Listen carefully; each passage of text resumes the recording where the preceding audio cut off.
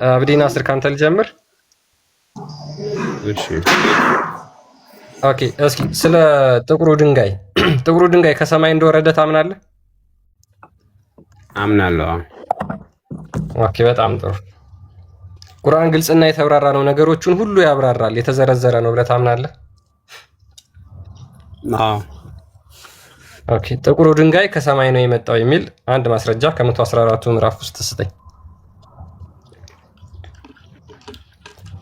እኔ ልጠይቄ የገባሁት ይሄን መጽሐፍ ምን ከሚለው ሰርች ላይ ነው ዳውንሎድ ያደረግከው ብዬ ጠይቄ ካለ መልስልኝ። ቀጥል እፎይ። ምን ብለክ ነው ሰርች ያደረግከው? እፎይ ምን ብላችሁ ነው? ቁርአን በአማርኛ ብለን አንተ ስልኩ ኦኬ የለም። አንተ ስልክ ላይ የለም ቁርአን አለ። ሰርች ነው ማድረግልክ። ቁርአን ብለህ ነው ሰርች ያደረግከው? እሺ አዎ፣ ቁርአን በአማርኛ ብለና ሰርች አድርገህ ማለት ነው።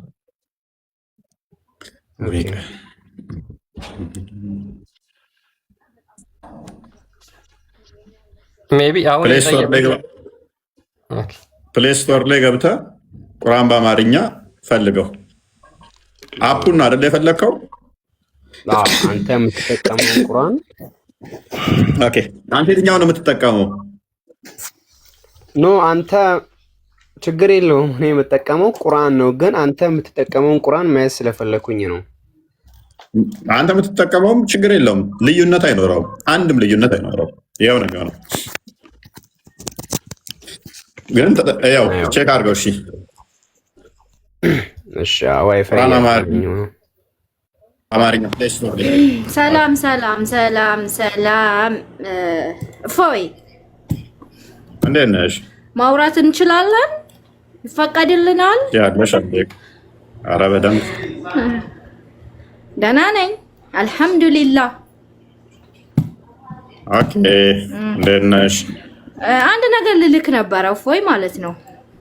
እንደኔ አይነት አንድ ነገር አልሽ እስልምና በደንብ የማናቅ ልጆችን ሰብስበህ ከምትወያይ በነገራችን ላይ ወይንም ኡስታዝ ሁሱንም ተወው፣ ኡስታዝ እነ ኢብራሂምንም እነ ማንንም ተዋቸው፣ ከእህታችን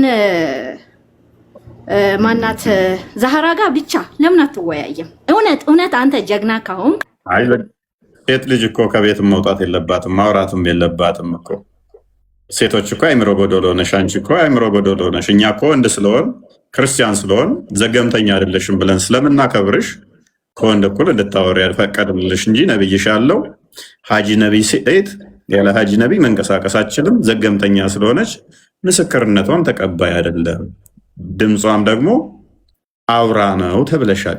እዚህ ሁሉ ወንድ ውስጥ አታፍሪም? አሁን ስታወሪ ነብይሽ ያለው የሴት ልጅ በአልሃጂ ነቢይ መንቀሳቀስ የለባትም፣ አስፋልት ላይ መሄድ የለባትም፣ ከድንጋይ ጋር እየተጋጨች። ቆይ ነብይሽን አታከብሪ? ነብይሽን አታከብሪ? ነብይሽን አታከብሪም ወይ እህታችን? ነብይሽን ታከብሪያለሽ? አታከብሪ? አንተ አታስተምረኝም ብዬ ካለው ወይ ነብይሽ አይምሮ ጎዶሎ ነሽ ብሎሻል። ትቀበያለሽ? አትቀበይም? አታስተምረኝም። ግን አንተ እውነት ወንድ ጀግና ከሆንክ የአይምሮ ዘገምተኛ ነሽ ብሎሻል። ይሄንን ትቀበያለሽ? አትቀበይም? ለምን አትወያይም? ትልልቅ ኡስታዞችሽን ለእናንተ ናቸው። ትልልቅ ኡስታዞችሽን ኤኒዌይስ ማን አለ ቶፊክ እንኳን ደህና መጣ። ቁርአኑን አገኘህ አብዲ? ሴቶች ሙስሊሞች ሪስፔክት ስለምናደርጋችሁ ነው። እኛ እንደ ክርስትናው ሰው ሁሉ እኩል ነው ብለን ስለምናምን እንጂ ነብያችሁ አይምሮ ጎዶሎ ናችሁ፣ ዘገምተኛ ናችሁ ብሏችኋል አላላቸው። የሙስሊም ሴቶች የአይምሮ ኦኬ። በምስክርነት ይሴሊ እኩል ነው ከወንድ ጋር በአቅም ነው እንጂ ከፍና ዝቅ የተደረጉት በእውቀት እኩል ናቸው፣ በክብርም እኩል ናቸው፣ በምስክርነት እኩል ናቸው፣ በሁሉም እኩል ናቸው ሀቅን እስከያዙ ድረስ። አንድ የክፈትልኝ ክርስቲያን እስቲ አዲሱን እንያ እኩል ናቸው። በአቅም አይደለም ያልኩህ እኔ በምስክርነት ደረጃ ሴት ልጅ አይምሮ ጉድለት አለባት ብሏል። አንብቤን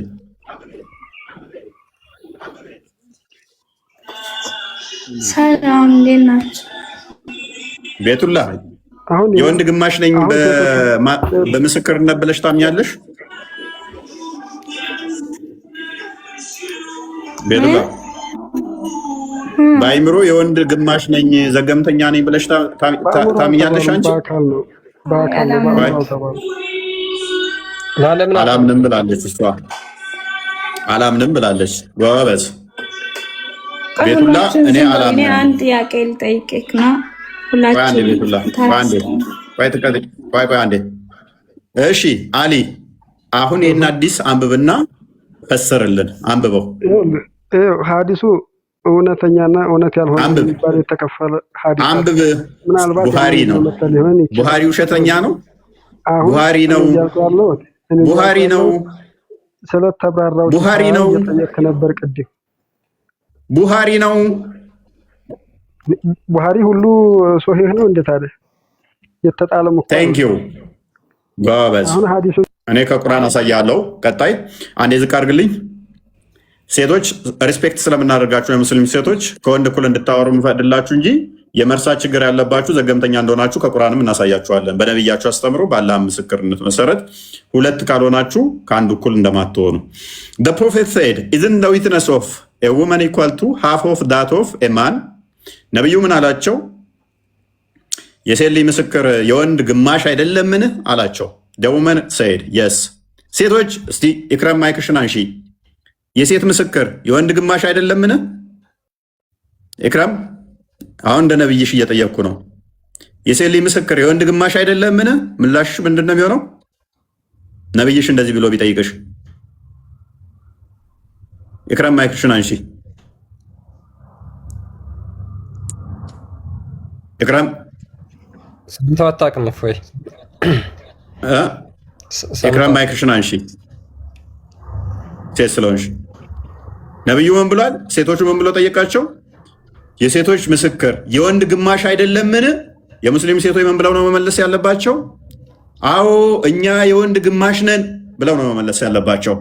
This is because of the deficiency of a woman's mind. ይህ በሴቶች የአእምሮ ጉድለት ምክንያት ነው። ሱረቱ በቀራ የተዛባ ትርጉም የተሰጠው ነው። አውሮፓዎቹ ሱረቱ በቀራ 280 አንዴ አዳምጥ። ሎክ በቀራ ሊደም ኦኬ። የወንድ ግማሽ ነሽ አይደለሽም? በምስክርነት አይደለችም። ኦኬ እሺ፣ ጥያቄ እንደገና አልጠይቀሽ።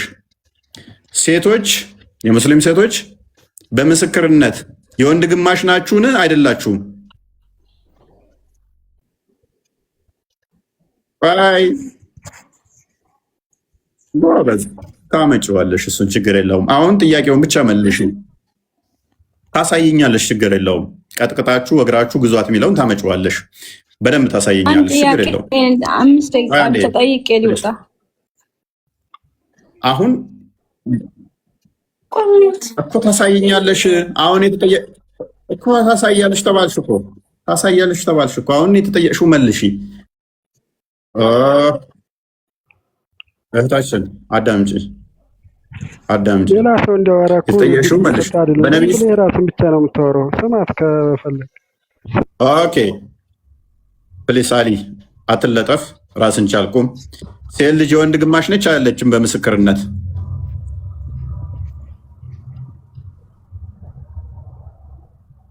ቀጥታ ቀጥይ። ነች አይደለችም?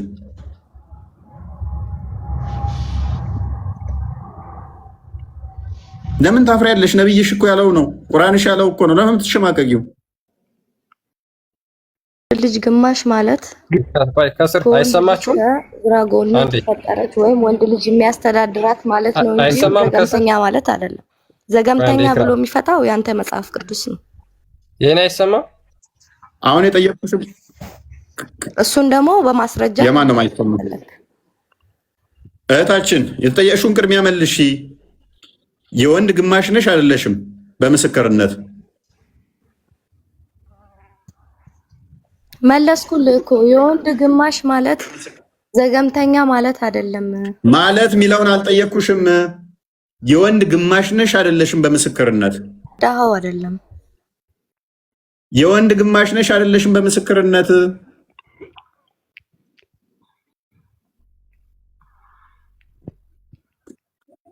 ቀጥይ።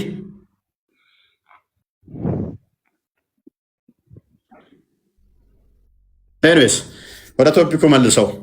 አንተ እንደተረዳኸው አይደለም። የወንድ ግማሽ ማለት ዘገምተኛ አይደለንም፣ ግን ግማሽ ነን። የወንድ ግማሽ ማለት ለምን ትሸማቀቂያለሽ? ነብይሽ ነው ያለው።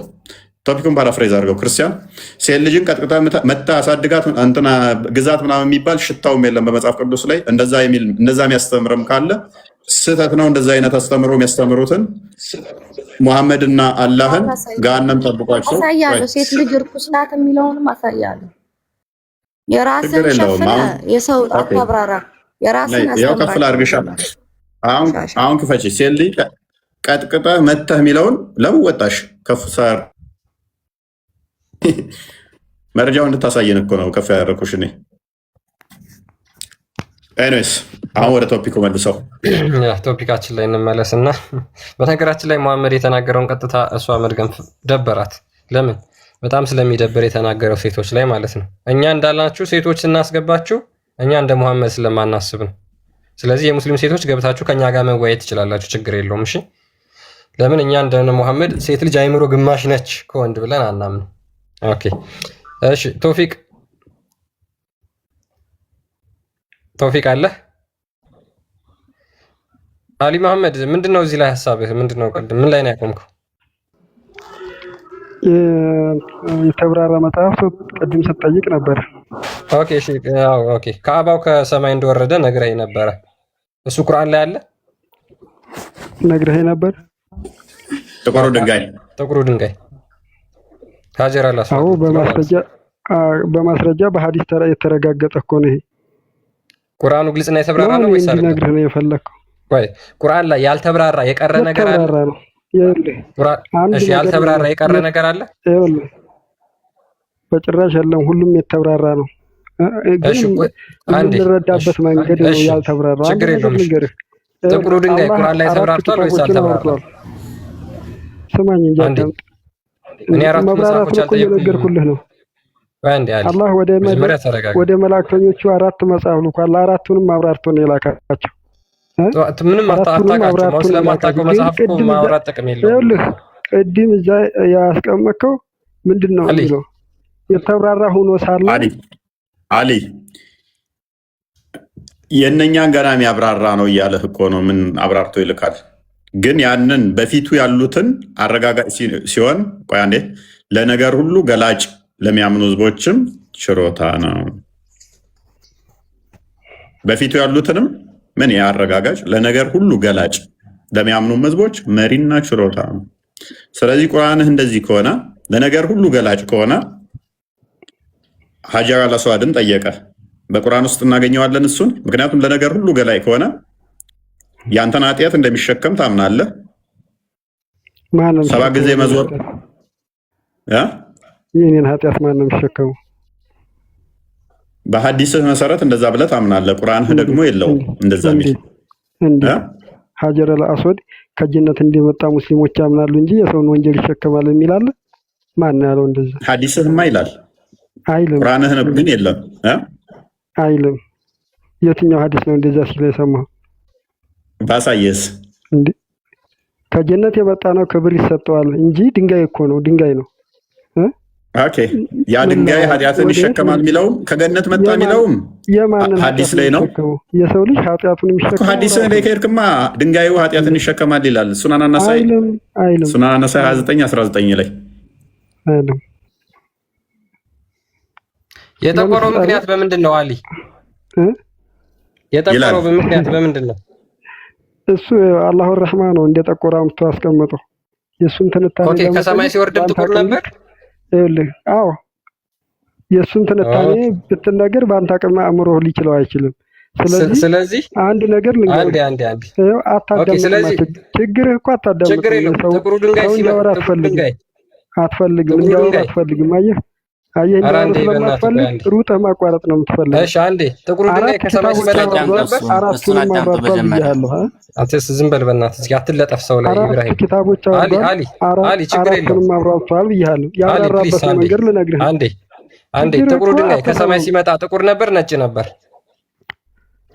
ኦሆ አንዴ ነጁ ሚውት አድርጊ። ጥቁር ነበር ነጭ ነበር? አሊ ነጭ ነው ብልህ ጥቁር ነው ብልህ በአንተ አረዳድ አትረዳውም። አየው ሴት ላይ ተለጥፎ ይመልሳል ማለት ነው። አሁን እሷ ስትመልስ ተለጥፈ መለስክ። የጠቆረው በምን ተለጥፎ አይደለም። የጠቆረው በምን ምክንያት ነው? በእናንተ ወንጀል ነው። የጠቆረው በምን ምክንያት ነው? ኢየሱስ በእኛ ወንጀል ተሰቅሏል እንደምትሉት በእናንተ ወንጀል ነው የጠቆረው። ድንጋዩ የጠቆረው በምን ምክንያት ነው? አሊ በሰዎች እጅ ስለሚነካ ነው። ወደዛ እየሄድክ ነው አንተም። እንደሱ አይደለም። እኔ ልንገርህ፣ ሰማ ከሆነ ስለመብራራቱን ነው። አሊ አቤት አሊ እየሰማሁ ነው። ለምን ነው እሱ ጭቅጭቅ የምታደርገው? ጥያቄ ጠየቃችሁ። ኦኬ፣ በቁርአን ውስጥ ስለዚህ ጉዳይ የሚያወራ ነገር አለ? ይብራራ አታዳምጡም? በቁርአን ውስጥ ስለዚህ ጉዳይ አለ? የለም። በቁርአን ውስጥ ያልተጠቀሱ ነገሮች በሐዲስ ተብራርተዋል። ይሄ ግልጽ ነው። ቆይ 5 ደቂቃ እኔ ጥያቄ መጠየቅ እችላለሁ? ጠይቂያለሽ። ቆይ አንዴ ቤቱላ ማሲ። ስለዚህ ወንድማችን በቁርአን ውስጥ ያልተብራሩ ነገሮች ያልተጠቀሱ ነገሮች በአዲስ ተጠቅሰዋል አለን። ስለዚህ ቁርአንህን አፈርድም ያበላኸው ለምን አፈርድም? ሁሉን ነገር ገልጠናል ካለ በኋላ አንተ ደግሞ ምን አልከን? ባዳ አትደረበኝ። እንዴት ማንን የትኛውን አትደረበኝ? ፕሊስ አትደረበኝ፣ በእናትህ አትደርብ። ታወራለህ። በቁርአንህ ምን ይላል?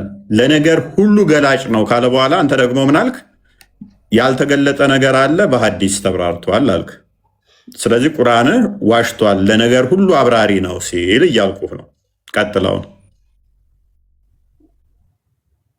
አሁን ቀጥል። ኢንቫይት ላክለት። ቀጥል አሊ። ይኸውልህ የአንድ ነገር ርዕስ በሌላ ነገር ትንታኔ ይሰጠዋል። የሰው ልጆች እንዲገባቸው ተደርጎ በሌላ መንገድ ትንታኔ ይሰጠዋል። ለምሳሌ በቀላሉ እንሂድና ይሄን ውሃ አትጠጣ ካልህ አንድ ሰው ለምንድን ነው አትጠጣ ያልከኝ ብለህ ሳትጠይቀው ቢያመልጥ ያን ውሃ ሳትጠጣ መጠበቅ ነው ያለብህ። ከጠጣህ ውስጡ መርዝ ሊሆን ይችላል። አየህ፣ መርዝ ከሆነ ደግሞ አንተን ይገላል። አዳምና ሔዋን ከጀነት የተባረሩት ይሄንን ዛፍ እንዲያስቀርቡ ተብለው ከዛ ከዛፍ ሐዋ ቀምሳ በዛ ቅጣት ነው አይደል ከጀነት የተባረሩት። ማን ጠየቀ? ስለዚህ ደግሞ እንዴት ከሌ ወለደ እያልክ ልትጠጣ? ፕሊዝ አሊ፣ ስለ ኪታቡ መሰረት እየነገርኩህ ነው። አሊ ወደ ሆነ ጉባ አታዳምጥም። ችግር ያልጠየቅንህና የምታወራው እኛ አዳምና ሔዋን ከገነት እንዴት ወጡ የተዛ ማን ወለዱ ጥያቄያችን አይደለም። በደንብ አስተውል። በመጽሐፍ ውስጥ ምንንም ነገር አልተውንም፣ ሁሉንም ነገር አብራርተናል ይላል ቁርአን። አንተ ደግሞ ቅድም ምን አልከን? በቁርአን ውስጥ ያልተገለጸ ወጣ እንዴ? በቁርአን ውስጥ ያልተገለጸ ያልተብራራው በሐዲስ ነው የተብራራው የተገለጸው አለ። ቁርአኑ ደግሞ ምንም ነገር አልተውንም ሁሉንም አብራርተናል ይላል። አንተ ደግሞ ነው ያልተብራራ አለ በሐዲስ ያለው ውሽስ ግጭት ነው ማለት ነው። እምነትህ ከሐዲስ ጋር እየተጋጨ ነው፣ ከቁርአን ጋር እየተጋጨ ነው። ቁርአን ምንም አልተውንም ሁሉንም ነገር አብራርተናል ካለ አይ በሐዲስ ነው ካልክ ቁርአን ሚስ ያደረገው ነገር አለ፣ ያላብራራው ያልገለጸው አለ። ጥያቄ ቆይ ትጠይቂያለሽ አንዴ። እዚህ ቶፒክ ላይ የምትይው ነገር አለሽ?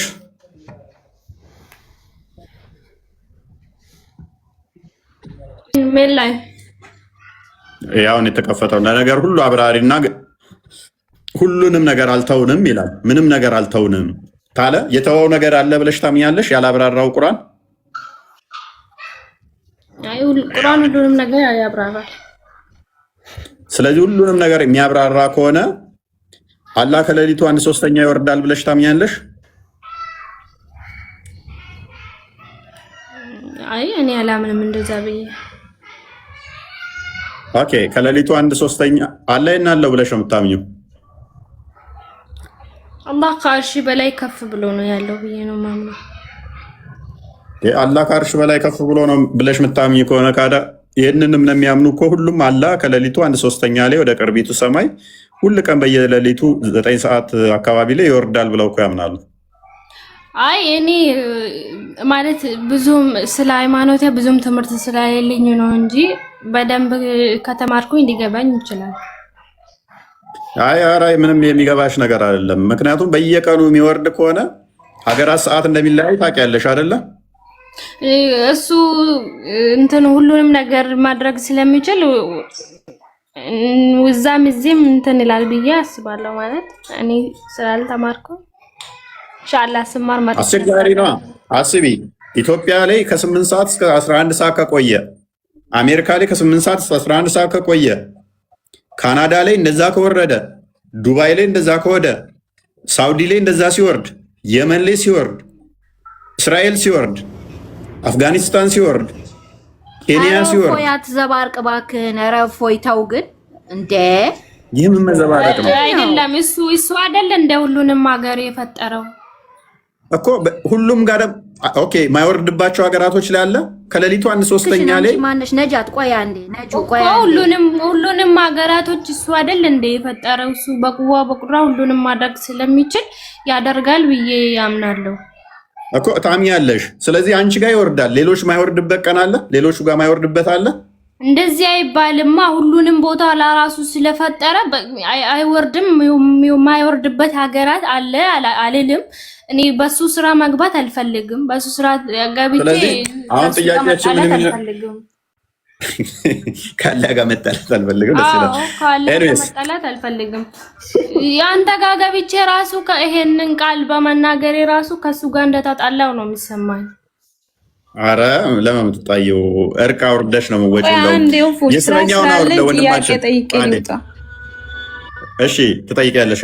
እሱኛውን ከላይ ያለው 5 ደቂቃ ከላይ ያለው እሱ ነው ጥያቄ አይፈይ ክርስቲያን እኔ ጥያቄ ብቻ ነው የሚጠይቀው። እኛ ነጃት ወይት አንዴ አይደለም ይሄን ክርስቲያን የሚለው ቃል አውርደው አንዴ ነጃት እሱን አውርደው ከስር ያለውን ወይስ ዝም በይ በአላህ ያኛውን አንደርቡ። ቆይ እሱን ዳውሎ በለው።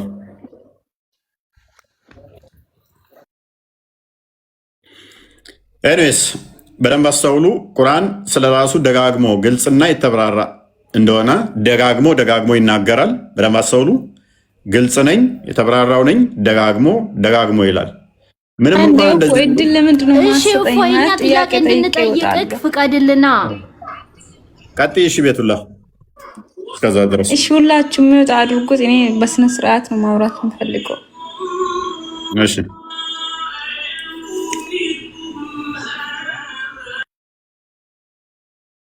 ቀጥይ። ማለት እኔ ኦፍ ላንቴ ማለት እኔ ተዋላሽ ሆነ እንትን አለ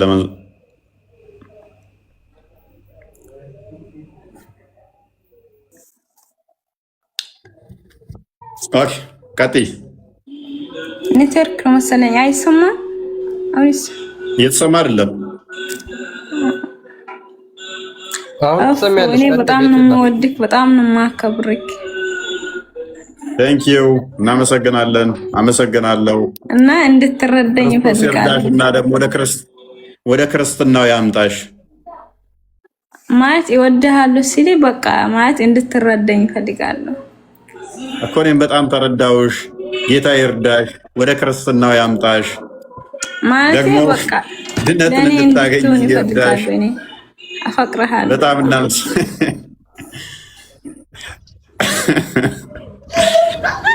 ቤቱላ በጣም ነው የምወደው። ኦኬ ሱብራን ምን እንዳደረከኝ አላውቅም። በጣም ነው የማያፈቅርኩት። ሙስሊም ነሽ? ማመልከቻ አስገባላት። ማመልከቻ አስገባ። ሙስሊም ከሆንሽ እስልምናን አታሰድም። አይደለችም ሙስሊም ማለት ጉዳይ የምሬን ነው። ልጠይቅሽ እናመሰግናለን። እንዴት እኔ ጥያቄ ያለኝ ልጠይቅ። ሴት ጥያቄ እንቀበልም። በቃ ኤኔስ ሱራ 6 አልጨረስኩትም እንዴ? ሁለተኛ ጥያቄ ነው። የምርሽን ነው እንዴት አላደረኩ? የምራችንን ነው። በቃ እናመሰግናለን በሚለው በህብረት ተቀብለን ወይ አንዴ እሺ እቺ ጋር ሄታለች እና እህት ሙስሊም ነሽ? ዞር አድርገው። ቆይ አንዴ ፕሊስ፣ ቆይ ዞር አድርገው፣ ፊት ለፊት አድርገው። እንትና ናስር ፊት ለፊት አድርገው። 6:114 ላይ 114 ያ አንብበው እስኪ አሁን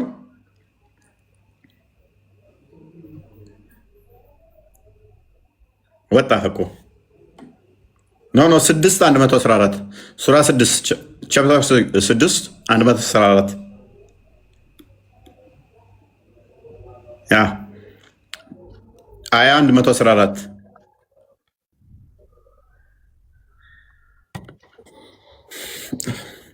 114 እርሱ ቁርአን ግልጽ እና የተብራራ ሲሆን ካላህ ሌላ አብራሪ ትፈልጋላችሁን ይላል። ስለዚህ አያስፈልግም። ፔሬድ አላህ ግልጽና የተብራራ ሆኖ አውርዶታል ነው። ራሱ ቼክ ማድረግ ስለፈለገ ነው። እንደዛ አይደለም ወንድማችን 114 ላይ ደረስክ? ለምን ትወጣለህ? አንብበው እስኪ። እርሱ ያ መጽሐፍን የተብራራ ሆኖ ወደ እናንተ ያወረደ ሲሆን ካላህ ሌላ ዳኛን እፈልጋለሁን በላቸው ይላል አይደል ወንድማችን?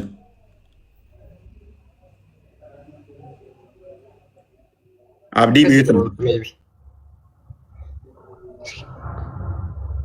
ማይክን አብዲ ናስር ልኬልሃለሁ። እስኪ ክፈት ማይክን አንሳው።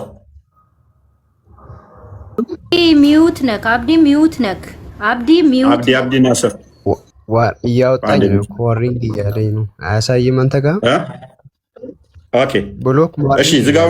አያሳይም። ኦኬ ዋርኒንግ እያለ ከሆነ ችግር የለውም። ካሜራውን ዝጋውና አንብበው። በቃ እኛ ስላየ ነው። እኛ እንዳለው ይላል አይልም? ይላል። ዛሴት ስለዚህ ግልጽ ነው። ስለዚህ መጽሐፉ ብዙ መጽሐፍቶች ናቸው ያሉት። የዚሁ ራሱ ሆኖ ሌላው ተፍሲር የለውም። ተፍሲር የለውም ስትል ተፍሲር የለውም ስልክ አማርኛ የለውም ማለት ነው። በአረበኛው ብቻ ነው የተጻፈው። አይ ይሄ እኮ የኢትዮጵያ ነው። እነኛ የአረቦቹ ለአረቦቹ የተጻፋል የአረብኛው ብቻ። አንተ አረቦቹ አማርኛ ያውቃሉ እንዴ? እንግሊዝኛ ብቻ አለ ለፈረንጆቹ። ሰዋሊ ጋር ስትሄድ ደግሞ በሰዋልኛ አለ፣ በፈረንሳይኛ አለ። ስለዚህ ለየሀገሩ ቋንቋ ነው የሚሆነው። እኛ አማርኛ ነው እያወራን ያለ ነው። ስለዚህ አማርኛ ተርጉመን ነው እያየን ያለ ነው። እንደየሀገሩ ይለያያል። ይሄንም መጽሐፍ አንተ ኮንክስ አይሰራከው ኮፒ ያረከው። ቁርአኑን አንተ ነው የሰራው አላለኝም። ይመሽ ኖ እኔ ትርጉሙን ነው እያልኩ ያለሁት። ቁርአኑንማ የሰው ልጅ እንዴት ይሰራዋል? ኪታብን ነው የሰው ልጅ የሚጽፈው። ስለዚህ እሱ ቁርአኑ የእናንተ ጽሁፍ ነው እያልከኝ ነው። ስለዚህ እንትኑ ላይ ገባና ያው አድራሻቸው ምናምን አለ፣ ደውልና ጠይቃቸው። ሀጂ ሳዲቅ ሀቢብ ማነው ሙሉ ስማቸውን?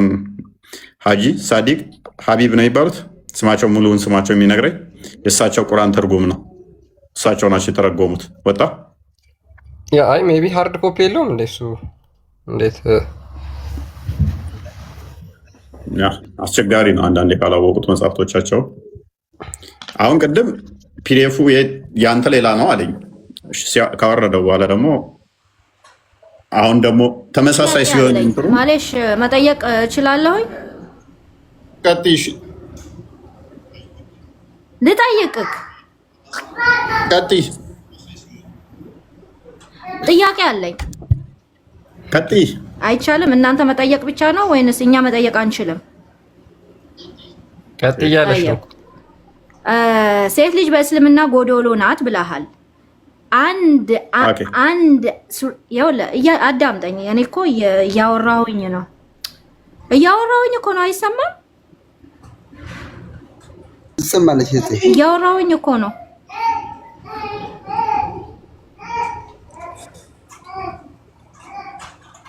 አይሰማም? ጠይብ ለምንድን ነው ታዲያ እንትን ማትሉት? ትሰሚያለሽ? ቀጥይ። እኔ አውሪ የምትሉኝ ነው ፎይ?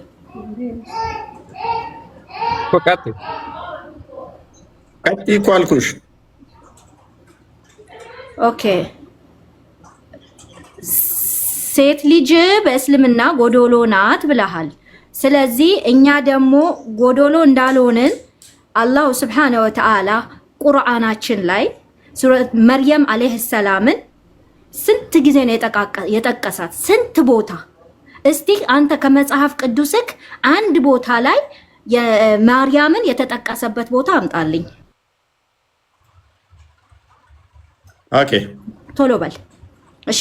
ለሴት ልጅ ምን ያህል ክብር እንዳለው እስልምናና ቁርአን ማለት ነው። ስለዚህ ማስረጃ የምፈልገው ከመጽሐፍ ቅዱስ አንድ ቦታ የተጠቀሰ ቦታ አምጣልኝ። እሺ ማርያምን ጨርሻለሁ። ይሄ እናመሰግናለን። በደንብ አስተዊ። በቁርአን ውስጥ ከመርየም ውጪ አንድ የሴት ስም ማምጣት አትችይም አንቺ። እኔ ግን በቃኝ እስክትይ ድረስ መሪ የሆኑ ነቢያቶች የሆኑ አገልጋይ የሆኑ አዛዥ የሆኑ ዳኛ የሆኑ ፈራጅ የሆኑ ሴቶችን ከመጽሐፍ ቅዱስ ሰጥሻለሁ። አንቺ ግን አንድ ከቁርአን መስጠታችም መርየምን ጠይቃኛል። ሌላ ጊዜው ሉቃስ ወንጌል ምዕራፍ 1 ቁጥር 26 ጀምሮ አንዴ ክፈትልኝ ክርስቲያን ላይ ፎይ። ከዛ በፊት ምን ብላ ነበር መሰለ? እኛ ጎዶሎ እንዳልሆንን አላህ መርየምን ጠቅሷል አለችን። which means ሙሐመድን ቀጥታ ነው የጠለዘችው ማለት ነው እህታችን። ያ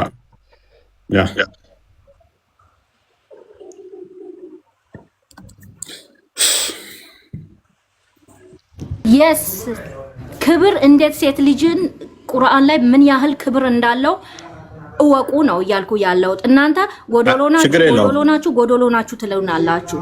ምክንያቱም የእናንተ መጽሐፍ ቅዱስ ነው ሴትን ጎዶሎ ያደረገው ሀፍሳ እንጂ ወላሂ እኛ አልሐምዱሊላህ እንደ እስልምና ሴትን የሚያከብር የለም። አዳምጫ ካላዳመጥሽ እንዴት ይሆናል? አዎ ያከብርሻል። የሚያከብርሽ እንዴት ነው? ሱራ 4:34 ላይ በመምታት ወንዱ እንዲመታሽ ከወንዱ አሳንሶ ስለፈጠረሽ። ሱራ 4:20 ላይ እንደ ልዋጭ ዕቃ ይለውጥሻል፣ ስላከበረሽ ይለውጥሻል። ስላከበረሽ እስከ 4 ያገባብሽና ባሪያ ይደረበብሻል። ሱራ 4:3 ሱራ 22:6 ሱራ 7:29-30 ፈልገው ስለኔ አይደለም ስለ ራስህ ነው። እንዳከበረሽ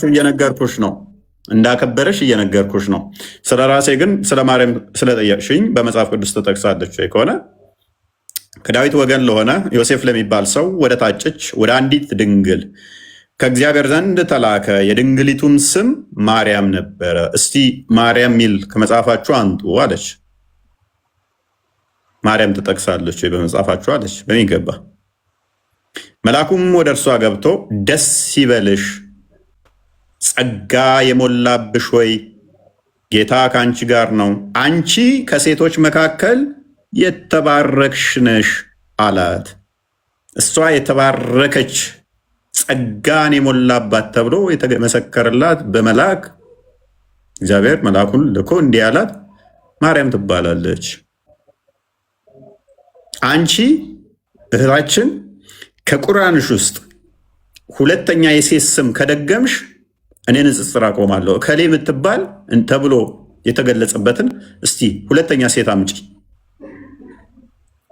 እኔ ከዚህ በኋላ ሴቶችና ወንዶች እኩል እንደሆኑ ማስረጃ ሰጥሻለሁ። አንድ በይ። ሴቶችና ወንዶች እኩል እንደሆኑ ማስረጃ ሰጥሻለሁ። አንቺ ቁርአን ላይ ሴት ከወንድ የበታች መሆኗን ክፈትልኝ። ሱራ 4:34 ላይ እኔ ወንዶች ከሴቶች ጋር እኩል እንደሆኑ ከመጽሐፍ ቅዱስ ሰጥሻለሁ። እንደገና ደግሞ አንቺ እንደ ቁርአን ሌቃ እንደምትለወጪ ሰጥሻለሁ። ሁለት ሴት ስም መጥቀሳችም አንቺ ዳኛ፣ ፈራጅ፣ አዛዥ የሆኑ ነቢይ የሆኑ ከመጽሐፍ ቅዱስ ሰጥሻለሁ። አንቺ አሰጭኝም። ሱራ 4:34 ክፈትልኝ። ወጣች እንዴ?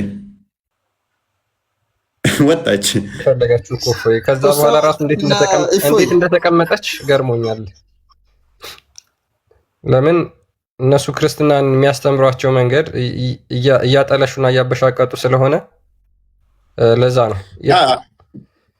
ዝም ብሎ ጽሁፍ ዝም ብለው እያመጡ ሴቶችን እንደዚህ ያጥላላል ምናምን ሲሏቸው እውነት ይመስላቸዋል?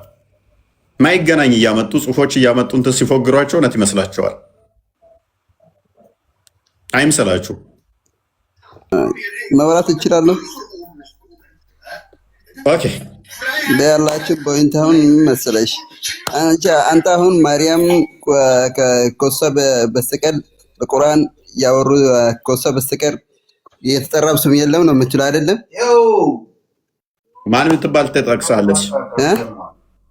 ማን የምትባል ሴት ተጠቀሰች? እሷ ብቻ ናት፣ ማርያም ብቻ ናት። ሱረቱል ማርያም ማርያም ብቻ አለ። እሱ ብቻ ነው።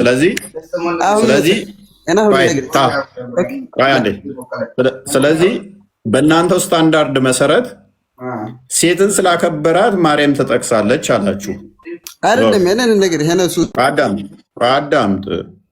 እኛ ጋር እነ ሐና አሉ፣ ነቢይት ሐና፣ እነ ዲቦራ አሉ ፈራጅ የሆኑ እነ ሳራ ተጠቅሰዋል። እነ ማርያም ነቢይቱ ማርያም ተጠቅሰዋል። እነ ርብቃ ተጠቅሰዋል። በጣም ብዙ ሴቶች አስቴር አለች፣ ዮዲት አለች። እጅግ በጣም ብዙ ማምጣት እንችላለን። መጽሐፍ የተሰየመላችሁ ብቻ ሳይሆን መጽሐፍ እንትን ያሉ ብቻ ሳይሆን ነቢይ የሆኑ አዛዥ የሆኑ ዳኛ የሆኑ እኛ ማምጣት እንችላለን።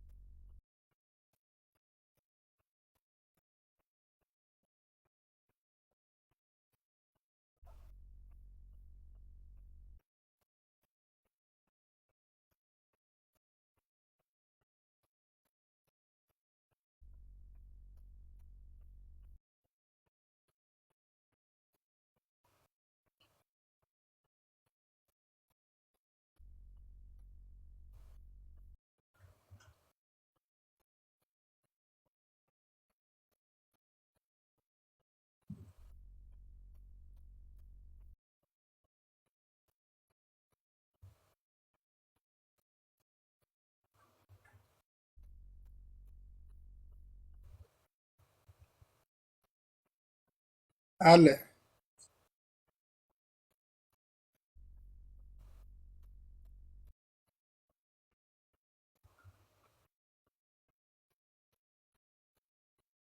ሙሐመድ ብለህ በደንብ ጥራ እንጂ ሙሐመድ ብለህ አትጥራ። ሁልጊዜ ፋራ ሙሐመድ የተከበረ ነብይ እኮ ነው። አንተ ሁልጊዜ ሙሐመድ ሙሐመድ ትላለህ። ጋጋ ሙሐመድ ብለህ ሰላዋት አውርዳ ጥራ እንጂ ሁልጊዜ ሙሐመድ ዝቅ ብለህ አትጥራ። እንደ ገመድ ፋራ እዚህ ላይ ማለት ነው። እዚህ ውስጥ ላይ ሙስሊም መሆን የምትላችሁ ሁሉ አውጡ፣ እንዳትቀምጡ።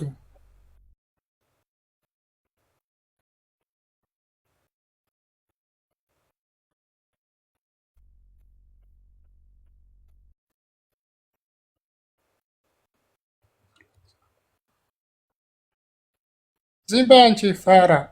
ምን ታውቀሻል? ፋራ ነሽ አንቺ። ምን ታውቀሻል?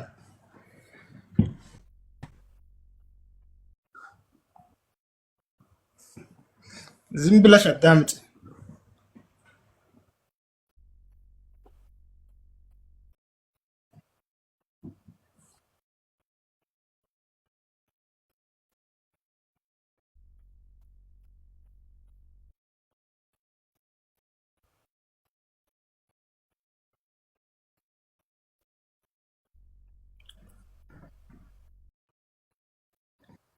የምን ማስረጃ?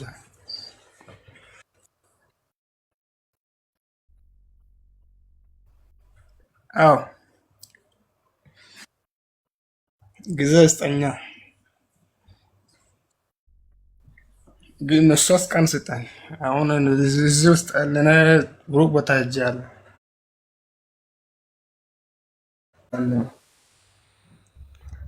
አንተ በማስረጃ ያሳያለሁ። ችግር የለም። አሁን ይሰማል አይደለ? ቆይ ትቀጥላለህ። አሁን ይሰማል ጋይስ? ይሰማችኋል? ከስር ይሰማል? ቆይ መሐመድ እንቀጥላለን። ኦኬ እሺ፣ አሁን ተመልሳለሁ። አሁንም ደጋሚ ሊይዘው እንዳይሆን ነው ጌታ። ኦኬ ተመልሰሃለሽ። ኦኬ መሐመድ አሁን እንቀጥል። ስለዚህ ቁርአን ግልጽ ነው፣ ከሱ ውስጥ ምንም ያልተጠቀሰ ነገር የለም፣ የተብራራ ነው ብለህ ታምናለህ። ቅድም መሐመድ ወደ ሰማይ ሄዷል ብያልክ ተናግረሃል። ስለዚህ መሐመድ ወደ ሰማይ ሄዶ እንደነበረ ከቁርአን አንድ ማስረጃ አስጠኝ እስኪ።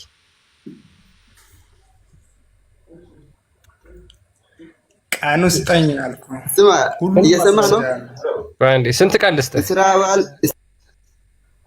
ነገም ቢሆን ችግር የለም። በቃ ይዘናሽ እንኳን አይደለም እናንተ ጣዖት አመልካቾች እዚህ ላይ ውስጥ ታወራላችሁ። ሂድ ማስረጃ ይዘህና መሐመድ። ኦኬ አምተ ብለሃል አይደለም? ሁለተኛ ማለት ነው እዚህ ውስጥ ላይ መሐመድ ላይ እንዳትጥራ። አንተ ማውጥለው ተከበርኩ ነብይ እኮ ነው ሰለላሁ ዐለይሂ ወሰለም። ሰላዋት አውርድ መጀመሪያ ማውጣው አንተ አልተፈክመው እዚህ ላይ። ኦኬ መሐመድ በቃ አንተ ለምን ማስረጃ አታመጣም? ዝም ብለህ አሁን ማስረጃ ስጠይቅ ትሳደባለህ። ነገ እኮ በቃ አንተ እኮ መውጣት ነው ያለብህ። ይሄን እንኳን አታውቅም መሐመድ። ያ ጣሃ ቀጥል። ጣሃ ሂድ ቀጥል። ጣሃ ማስረጃ አለኝ እያልክ ነበር ከቁርአን።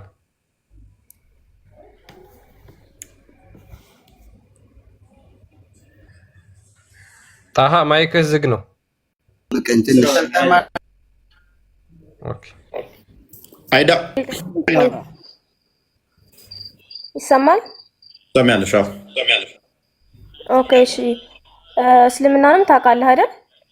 እሺ ማለት ነው ስለ እስልምና ብዙም አላውቅም። ስለ ክርስትናም ታውቃለህ? ጠንቅቀህ ታውቃለህ? ስለ እስልምናሽ እንዴት አታውቂም? ሙስሊም ነሽ? ነኛው። ኦኬ የተነሳው ቶፒክ ላይ ምን ታያለሽ? ቁርአን ሁሉንም ያብራራል ብዬ አምናለሁኝ። ከምን ጋር ሲሆን ነው? ከቁርአን ተፍሲር ጋር ሲሆን ማለት ነው። አሁን አንተ ቁርአንን ቀጥታ እንትን እያልክ ነው ያለው፣ እየተረጎምክ ነው ያለው ማለት ከተፍሲር ጋር እንዴት መሰለህ? ነቢያችን ሰለላሁ ዐለይሂ ወሰለም ከሌሎች ሰዎች ጋር በሚያወሩበት ጊዜ አላህ ለነቢያችን ሰለላሁ ዐለይሂ ወሰለም ለነሱ መልስ ነው የወረደው ማለት ነው። ስለዚህ የወረደው መልስ ነው ማለት ነው። የወሬ መልስ ነው ማለት ነው ቁርአን። አዎ። እና ደግሞ ያንን መልስ የተመለሰበት ምክንያት አሁን ባነሳው እንትን ላይ ማለት ነው አልተብራራ ምናምን በምትለው ነገር ላይ ምን አለው መሰለህ? መደገፊያ መጽሐፍ አለው ሌላ ቁርአን ተፍሲር ቅዱስ ቁርአን የሚባል። ስለዚህ በራሱ አልቆመም፣ ቁርአን መደገፊያ ይፈልጋል ማለት ነው። አዎ ለማብራራት ለሰዎች እንዲገባ ተደርጎ ለማብራራት ግዴታ ነው ተፍሲር ያስፈልጋል። ምክንያቱም ስለዚህ ቁርአኑ ተሳስቷል ማለት ነው፣ ግልጽና የተብራራ ነው ሲል ተሳስቷል እኮ እያልኩህ አይደለም። ግልጽና የተብራራ ነው የሚለው ከቅዱስ ቁርአን ጋር አብረህ አጣጥመህ ስታነበው ነው። ያ ከቅዱስ ቁርአን ጋር ስትይ ሌላ ቁርአን አለ እንዴ? ከቅዱስ ቁርአን ጋር ስትይ ቅዱስ ቁርአን ማለት የቁርአን ተፍሲር ነው። ቁርአን እንዴት እንደወረደ ይሄንኛው ይኸውልህ ሱራህን እንትን የምትለው ማለት ነው። አያና አንቀጹን ቆይ አንዴ አዳምጠኝ። አያና አንቀጹን የምትዘረዝረው ለምን እንደወረደ ለምን እንደተባለ ያ ነገር እኮ ቅንጭብ ነው የተደረገው። ለምን እንደሆነ ምናምን ጠቅላላ እንትኑ ተፍሲር ላይ ነው ያለው። ኦኬ ተፍሲር ተቀበሉ የሚል የቁርአን ክፍል አለ። ተፍሲር እንዲህማ እኮ ግዴታ ነው። ምክንያቱም ቁርአን ላይ የተቀመጠው ቁርአን ላይ አይደለም፣ ነቢያችን ሰለላሁ ዐለይሂ ወሰለም ነው ለኛ የነገሩ በሐዲስ ማለት ነው። ስለዚህ ተፍሲር ያስፈልጋል ቁርአን ማለት ነው፣ ግዴታ ነው። አዎ ተፍሲር ማለት ምን ማለት እንደሆነ ታውቃለህ? የቁርአን ትርጉም ማለት ነው። ሌላ መጽሐፍ እንደማለት ሳይሆን የቁርአን ትርጉም እንደማለት ነው። አይ የቁርአን ትርጉምማ ከሆነ ይኸው ተተርጉሟል ከአረብኛ ወደ አማርኛ ማለት ነው አይደለ? ትርጉም ማለት እሱ ማለት ደግሞ አልኩኝ ከአረበኛ ወደ አማርኛ የተተረጎመው አይደለም። የተተረጎመው ማብራሪያ ያስፈልገዋል። በስፋት የተብራራ መሆን አለበት። ለምን እንደወረደ ይሄ ቁርአን አንቀጽ ለምን እንደወረደ ማብራሪያ ያስፈልገዋል። ኦኬ ማብራሪያ ከሆነ ትርጉም ከሆነ ማብራሪያ አይደለም። ሎክ ለምሳሌ ይሄ አረብኛው አለ ወደ አማርኛ ተተርጉሟል። ትርጉም ከሆነ እየጠየቅያችሁ ከሆነ አይ ይሄ መተርጎሙ ብቻ አይበቃውም ማብራሪያ ያስፈልጋል ካልሽ ደግሞ ሌላ መጽሐፍ ያስፈልጋል ነው አይደለም? ማብራሪያ ያስፈልገዋል። አዎ ለራሱ የተባለ ቁርአን ተፍሲር ሌላ መጽሐፍ ማለት ነው እኮ ሌላ መጽሐፍ ማለት ነው። ኦኬ እንደዛ ከሆነ ባንዴ ሚፍታ እንደዛ ከሆነ ደግሞ እንዳንቺ አባባል ከሆነ ሌላ መጽሐፍ ያስፈልገዋል የሚያብራራው እያልሽን ከሆነ ቁርአኑ ደግሞ ምን ይላል መሰለሽ? ራሱ መጽሐፉ ራሱ ሌላ መጽሐፍ አያስፈልገኝም ተብራርቻለሁ ይላል። ተብራርቻለሁኝ ይላል። ግን አልኩኝ እኮ ለኔና ለእንዳንተ አይነቱ ማለት ነው የሚያስፈልገው አለ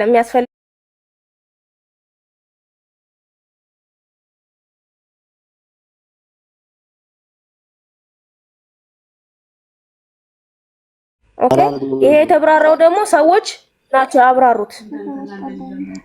ለኔና ለአንተ ለማይገባን አንድ የሚፍታ ጣልቃ ትግባ በእናትህ። ምንድነው እሱ የምትደርበው?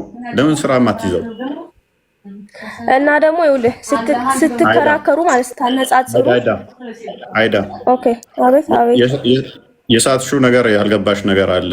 በደንብ አስተውይ። አንቀጾቹ የተብራሩ በደንብ አስተውይ። አንቀጾቹ የተብራሩ ሆኖ መጽሐፉ የሆነ መጽሐፍ ነው አለ አይደለ? አንቺ ግን ምን እያልሽን ነው? ኖ ሌላ መጽሐፍ የሚያብራራ ያስፈልጋል እያልሽን ነው። መጽሐፉ ደግሞ ምን እያለን ነው? አንቀጾቹ የተብራሩ ሆነው የሆነ መጽሐፍ ነው ይለናል። አንቺ ኖ መብራራት ያስፈልገዋል እያልሽን ነው። እሺ ከመጽሐፉ እየተጋጨሽ ነው። የተብራራ መጽሐፍ ነው እያለ አንቺ ደግሞ ኖ ሌላ ብራሪ ያስፈልገዋል። አልተብራራም ማለት እኮ ነው እንዳንቺ አባባል ከሆነ። ተብራርቷል ግን ሌላ አጋዥ ያስፈልገዋል ማለትም በአማርኛ ግልጽ አድርጎ እንዲያሳይ ማለት ነው። ይሄ ነገር እኮ በአረብ ነው የተቀመጠው። አይዳ እንደዛ ከሆነ ደግሞ ትርጉም ነው የሚባለው። በአማርኛ እንዲሆን ከተባለ አረብኛው ወደ አማርኛ ማምጣት ከሆነ ትርጉም ይባላል።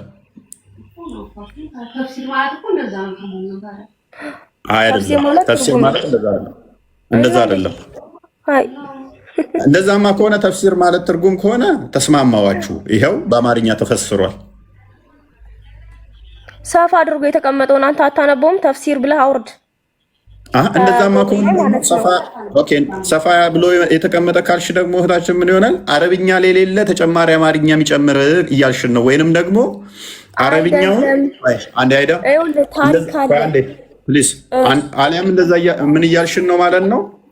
የአላህን ቃል ሲተረጉሙ ያስቀሩት ነገር አለ እያልሽን ነው። ሙሉ ለሙሉ አረብኛውን ከተረጎሙት ሌላ አያስፈልግም፣ ይኸው ብቻ ነው ትርጉሙ። አይ የቀረ ነገር አለ እያልሽን ከሆነ አማርኛ ቁርአንን የተረጎሙት ኡስታዞቻችሁ ዑለማዎቻችሁ ቀጥፈዋል ማለት ነው።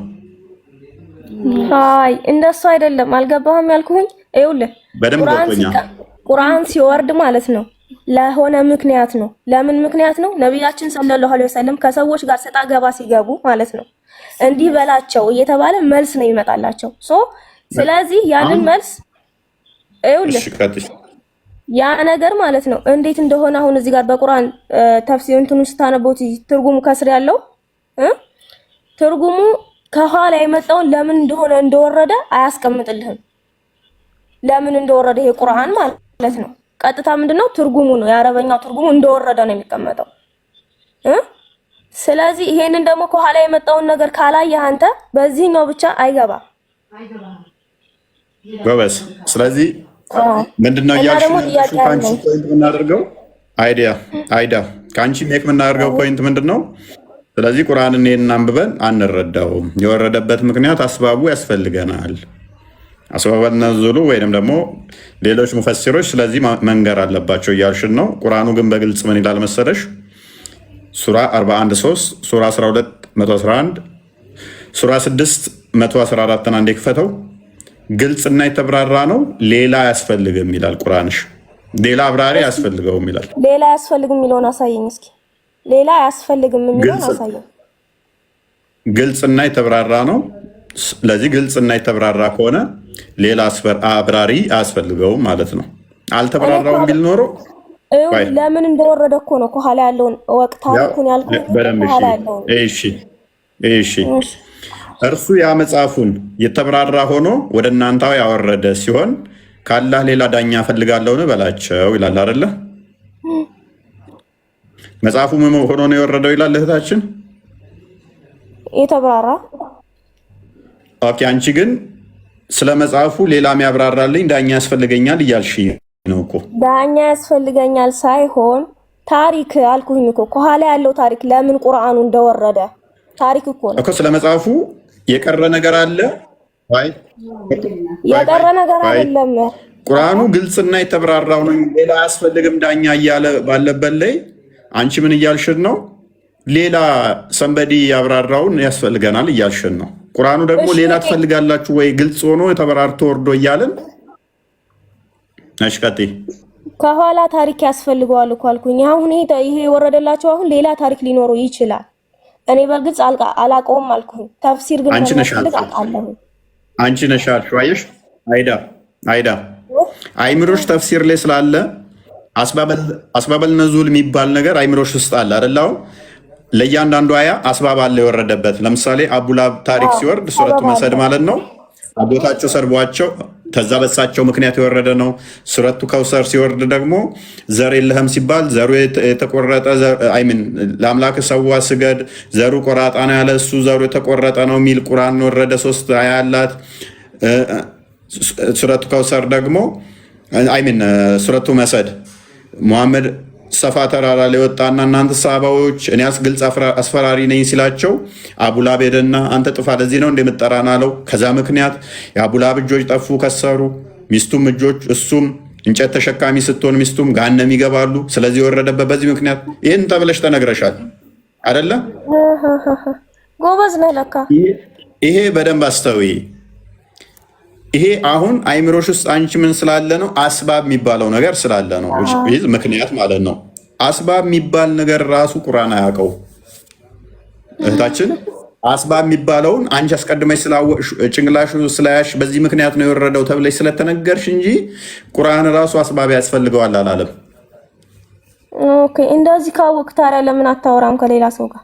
ማለት እኔ አላውቅም ብያለሁኝ እንደዚህ ይሄው ያወራሽ እኮ ነው። ከሌሎችም እኮ እያወራ ከኔ ጋር አይደለም። አሁን እዚህ ጋር የመጡት ሁሉንም እያየሁ ነው። የኋላሽም እኮ እያወሩ እኮ ነው። ባዘር ካለ ለምሳሌ ማውራጭ አዳምጠኝ። ከመክፈትህ ቆይታ ከመክፈትህ ጀምሬ እያየሁ ነው። አንድ ማዋቂ ሰው አልመጣም።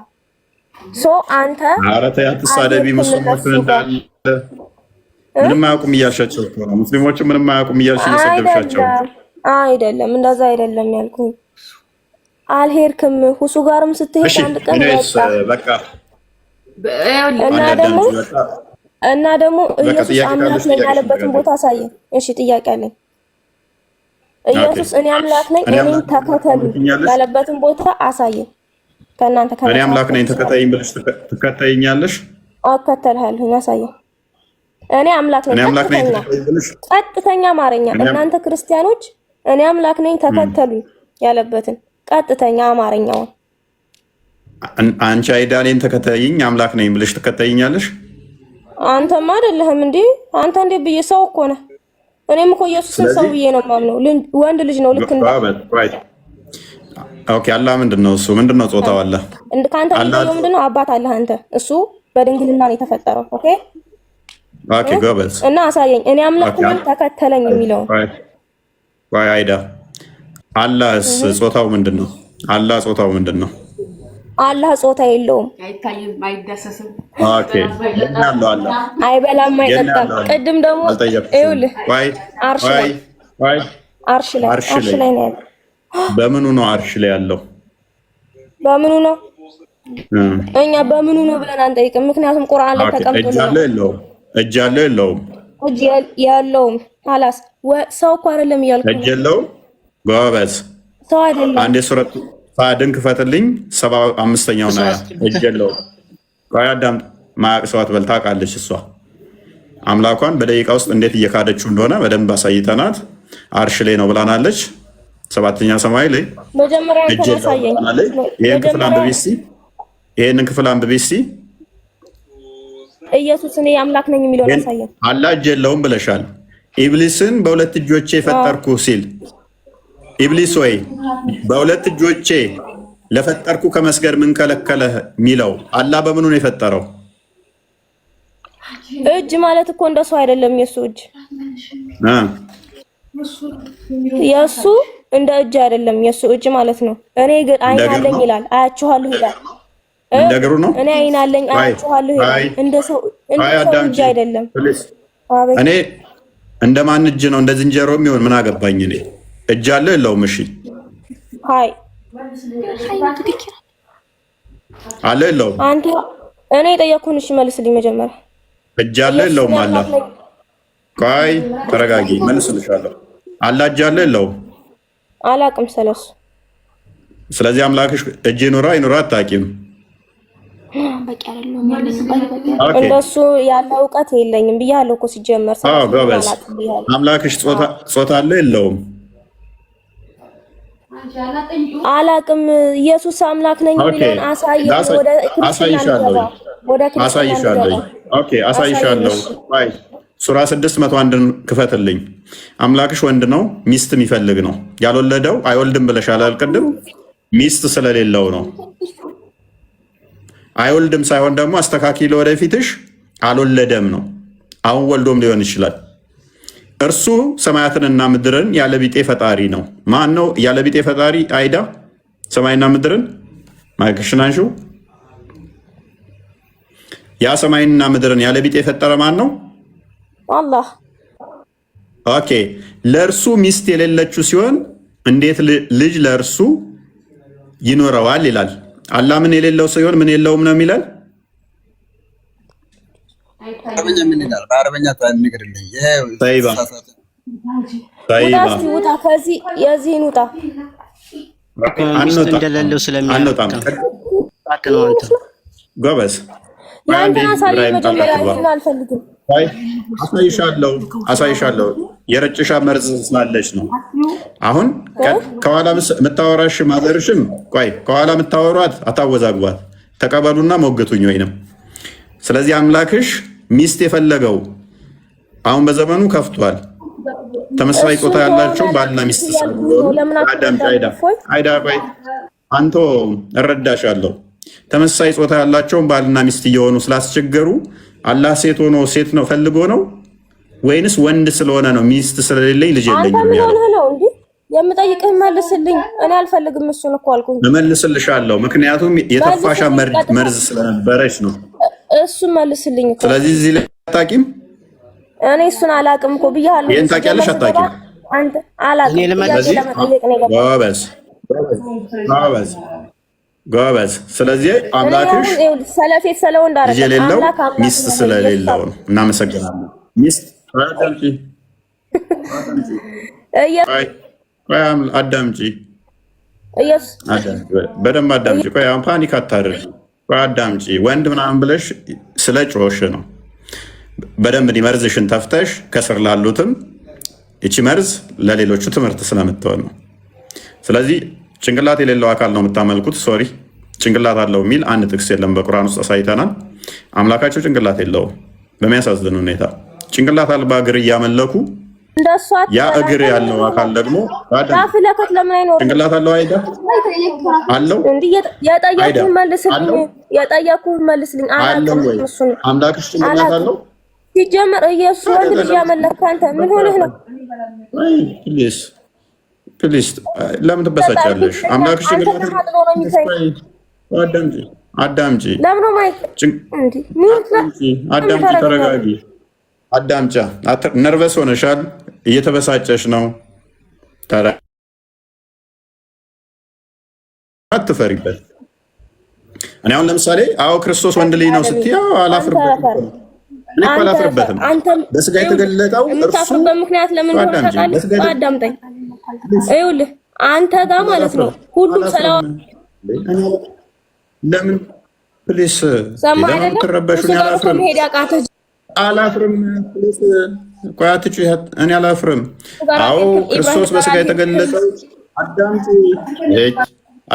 ነርበሳቱኝ አትረበሺ። እኔ ራሴ ልመልስ ከእነሱ ጋር አነጻጽር። ወንድ ከሆንክ ተረጋጊ፣ ተረጋጊ። አዳምጪው። አላዳመጥከኝም እንዴ? አዳምጪ በቃ የኔ ነው መልሱን አዳምጪ። በቃ አልፈልግም። አዳምጪ መልሳውን አልፈልግም። ካልፈለግሽ ታዲያ እኔ አንቺ ጩኸት ሰለቸኝ። ከሰረረሽ ታዳምጫለሽ። እኛ አይደል ስጠው እስኪ ምንድን ነው ጥያቄ ነበረኝ። ያ ጥያቄ እንትን አምጣው ብለን እንትን ያመጣሁት አንተም አዳምጥ፣ ተረጋጋ። በመጀመሪያ ደረጃ ክርስቶስ በስጋ የተገለጠ ሕያው አምላክ ነው። ወንድ የሚለው ስድብ አይደለም። ባይዜ ራሳችሁን ትሰድባላችሁ እንደ ወገኖቼ። ስድብ ነው ብላችሁ የምታምኑት እናንተ። እግዚአብሔር ሰውን ነው ከሁሉ በላይ አክብሮ አልቆ የፈጠረው የሰውን ልጅ ነው። በደንብ አስተውሉ። እግዚአብሔር ከምንም በላይ አልቆ በመልኩ የሰራው የሰው ልጅ ነው። በደንብ አስተውሉ። የፈጠረው አልቆ ገዢ አድርጎ የሾመው ዘፍጥረት ምዕራፍ 1 ቁጥር 27 እስከ 28 ሰውን ነው። ምንም ፍጡር በሰው ክብር አይተካከልም፣ አይስተካከልም። በስጋ የተገለጠው ያ ክርስቶስ በስጋ የተገለጠው የሰው ያ የባሪያ መልክ የያዘው እንደኛ ሰው እጅ እግር የያዘው እርሱ ወንድ ልጅ ነው። በስጋ ተገልጧል። እርሱ የመለኮት ሙላት በውስጡ ያለው በስጋ የተገለጠው እነሆ ድንግል ትጸንሳለች ወንድ ልጅም ትወልዳለች ተብሎ ትንቢት የተነገረለት በያዕቆብ ላይ ገዢ የሆነው ግዛቱም የማያልፍ የሆነው እርሱ ክርስቶስ የማርያም ልጅ። አዎ የባሪያውን መልክ ይዟል። የባሪያው መልክ አንዱ ወንድ ነው። ገዢ ነው። ኃያል አምላክ ነው። እርሱ ለሰው ልጅ በስጋ ተገልጧል። ሞትም በሞት ሊሽር በስጋ ልጆቹ በስጋ እና በደም ስለሚካፈሉ እርሱ በስጋና በደም ተካፈለ፣ በሞት ላይ የሞትን ስልጣን ለመሻር ይኸውም ዲያብሎስን ነው። ዕብራውያን ምዕራፍ 2 ቁጥር 15 ላይ የዚች አላህ በየቀኑ ወደ ቅርቢቱ አርሺ ይመጣል፣ ሰማይ ይመጣል። ቅርቢቱ ሰማይ ማለት 7 ሰማዮች አሉ። አላህ ከአርሽ በላይ ነው፣ አርሽ ላይ ተብሎ ይታመናል። ቅርቢቱ ሰማይ ውስጥ በየቀኑ ፍጥረት ውስጥ ይገባል። ስለዚህ ፍጡር ምን ያደርገዋል? ኢንኮምፓስ ያደርገዋል።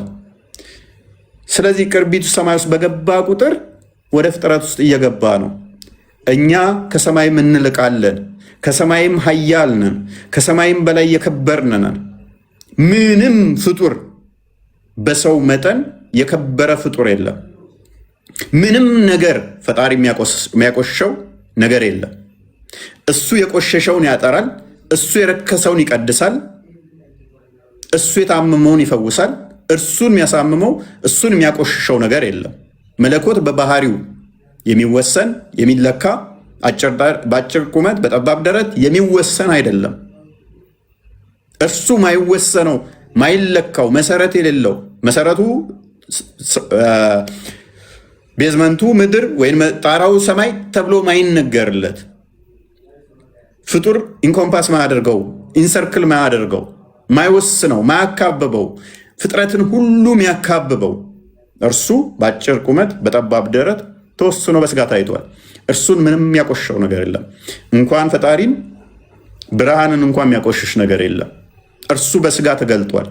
ያ የሰው ልጅ የከበረ ነው። ምንም ፍጡር በሱ የሚተካከል የለም። ለማን ተገለጠ? ለሰው ልጅ። የሰው ልጅ ከሁሉ በላይ የከበረ ስለሆነ አላህ ግን ለሰው ልጅ መገለጥ ደበረውና ለተራራ ተገለጠ። ለተራራ ተገለጠ። የኛ አምላክ ግን ፍቅሩ የሰው ልጅ አጥፍቶ እንኳን ራሱ ቤዛ ሊሆን ከፍ ሊያደርገን ለሰው ልጅ ተገለጠ። በስጋ ተገለጠ። በባህሪው በመለኮታዊ ክብሩ መገለጥ መታየት አይችልም። መዳሰስ መነካት አይችልም። መሄድ መምጣት አይነገርለትም። ስጋን ተዋህዶ ተገለጠ ለማለ ሰው ልጅ አርያ ምሳሌ ሊሆን ቤዛ ሊሆን ማቴዎስ ወንጌል ምዕራፍ 20 ቁጥር 28፣ ማርቆስ ወንጌል ምዕራፍ 10 ቁጥር 45፣ አንደኛ ጴጥሮስ ምዕራፍ 2 ቁጥር 22 እስከ 24 አርያ ምሳሌ ሊሆነን ዮሐንስ ወንጌል ምዕራፍ 13 13 እስከ 16 በስጋ ተገለጠ፣ ታየ፣ ተዳሰሰ፣ ተነካ። ማይወሰነው ማይለካው ርቀቱን ሳይለቅ በጠባብ ደረት ተወሰነ፣ ታየ። በአብ እቅፍ ያለው በስጋ ተገለጠ፣ በሰማይ ያለው በምድር ተገለጠ። መገለጥ ማለት ለእኛ ታየ በስጋ መለኮት ስጋን ተዋህዶ የሚታይ አይደለም በባህሪው፣ ነገር ግን በስጋ ተገለጠ፣ ታየ። ስለዚህ ምናፍርበት አይደለንም።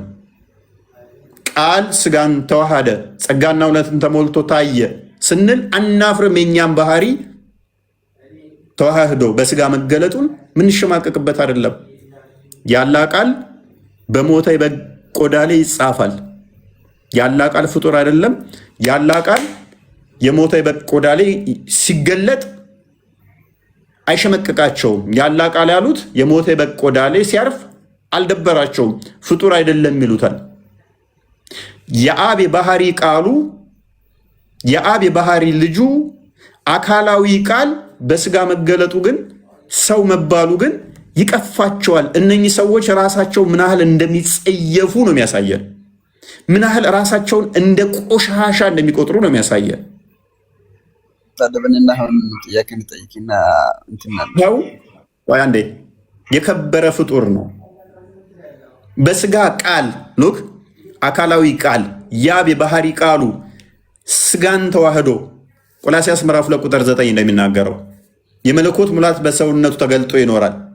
በስጋ መገለጡ የአብ የባህሪ ቃሉ በስጋ መገለጡ ቀፈፋቸው። የአላህ ቃል ግን ወረቀት ላይ ሲሰፍር በእጃቸው ሲነኩት ማይታየው ያላህ ቃል ወረቀት ላይ አርፎ ሲነኩት ፍጡር አይደለም ሲሉት አይቀፋቸውም። አላህ በየቀኑ ወደ ቅርቢቱ ሰማይ ይመጣል ይሄዳል ሲሉ አይቀፋቸውም፣ የተገደበ ስለሆነ። ማይንድ ሴታቸው ምን ያህል የወረደ እንደሆነ። ስለዚህ በማስተዋል ብንንቀሳቀስ ጥሩ ነው። በእርግጥ አላህ ወንድ ነው። ያ በመለኮታዊ ክብሩ አላህ በስጋ ሳይገለጥ በመገለጥ ሳይሆን በባህሪው ፍጡር ባህሪን ገንዘብ እንዳደረገ በያን አልተልቢስ 7ኛው ሙጀለድ ፔጅ 290 ላይ ኢብኑ ተይሚያ ሸክሉል እስላም ስለ አላህ ሲናገር አላህን ወጣት ፍሪዛም ሆኖ በአረንጓዴ ቦታ ላይ አይቼዋለሁ ይላል። ወጣት አላህን ወጣት ፍሪዛም ሆኖ ፂም አልባ ሆኖ በአረንጓዴ ቦታ ላይ ቆሞ አይቼዋለሁ ይላል። ፂም አልባ የሆነ ፍሪዛም የሆነ ለወንድ ነው የሚነገረው እንጂ ለሴት አይደለም።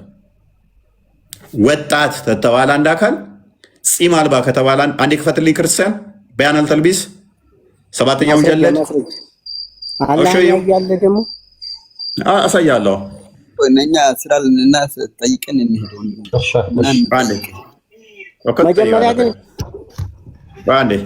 ስለዚህ አንደኛ አላህ እጅግር ካለው ጣት ካለው የሚወሰን ነው።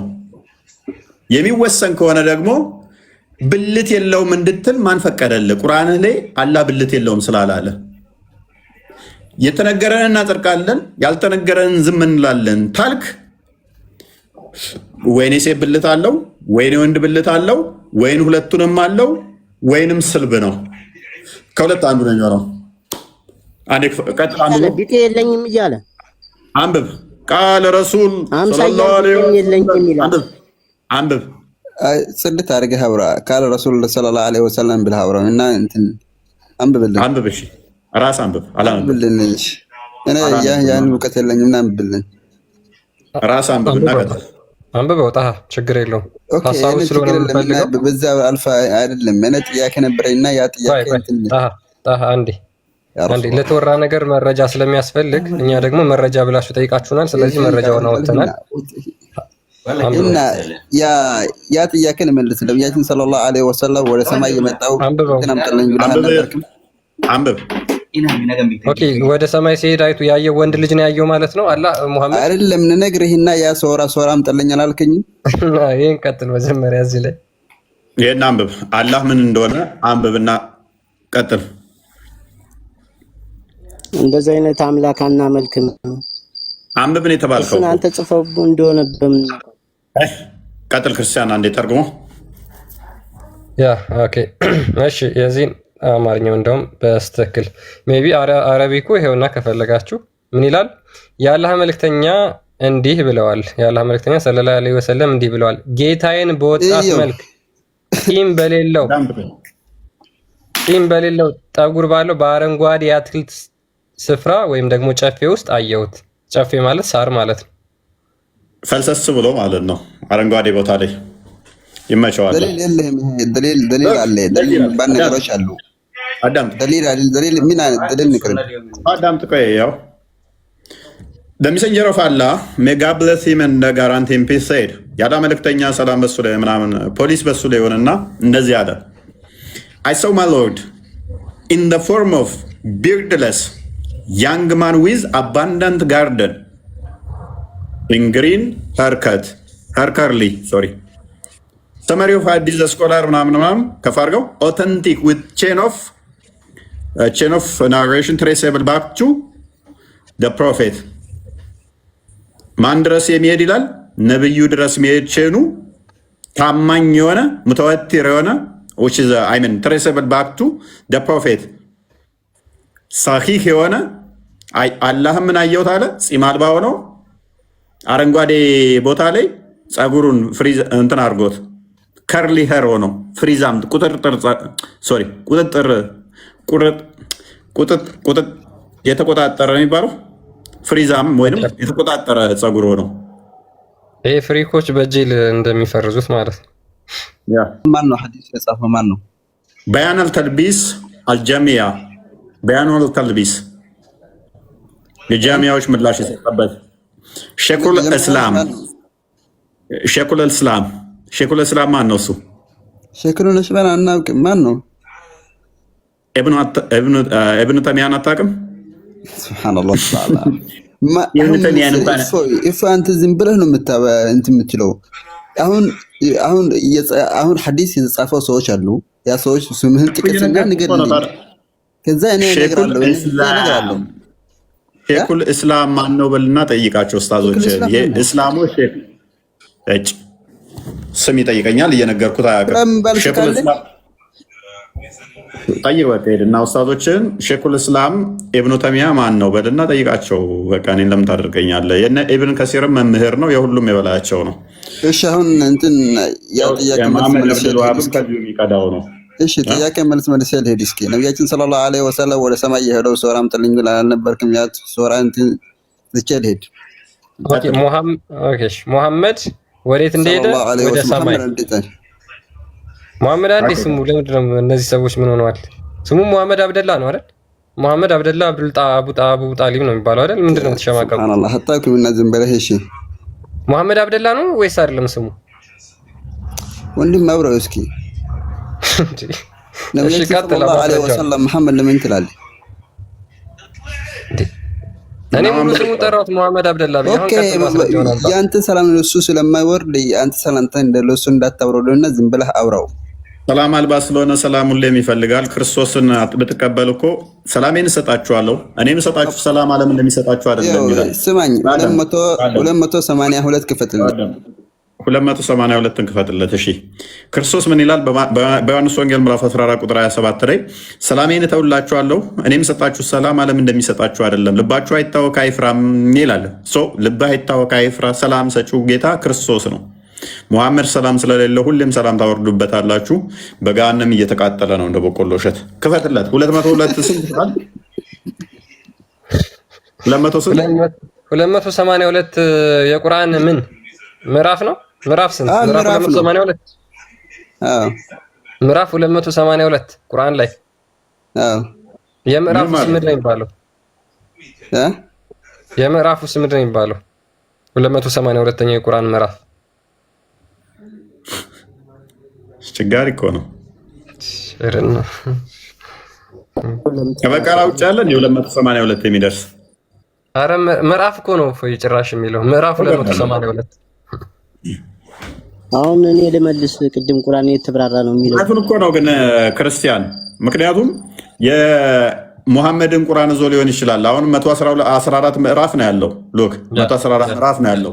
እሱ ግን 282 ካለ እነኛ የጠፉትንም እሱ ጋር ሊኖር ይችላል። እነኛ ሁሉ ቁርአኖች የጠፉት ቁርአኖች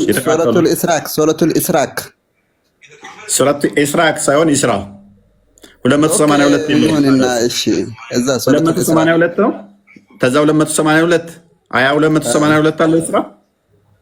እሺ እዛ ላይ ምን ይላል? መሐመድ አይደለም ከፈተው መሐመድ ወደ ሰማይ ይሄዳል። ኦኬ ስንተኛው አንቀጽ? 282 111 ነው የሚያልቀው እኮ። ግራ ገባን እኮ የሰው ይሄ እናንታችሁ የሰራችሁ ነው። ባባይ ጎግል ላይ ሸርጥ አድርጎ እስኪ ጎግል ላይ ያመጣሃል። ጎግልን ጠይቀው፣ ራስ ጎግል ላይ ፈልገህ ነው። ጎግልን ጠይቀው። 282 ነገርኩህ እኮ 282 ያለው እኔ አንተ ስትል ሰማሁት። ክፈት እስቲ ኩትባይ። እሺ ጠብቅ።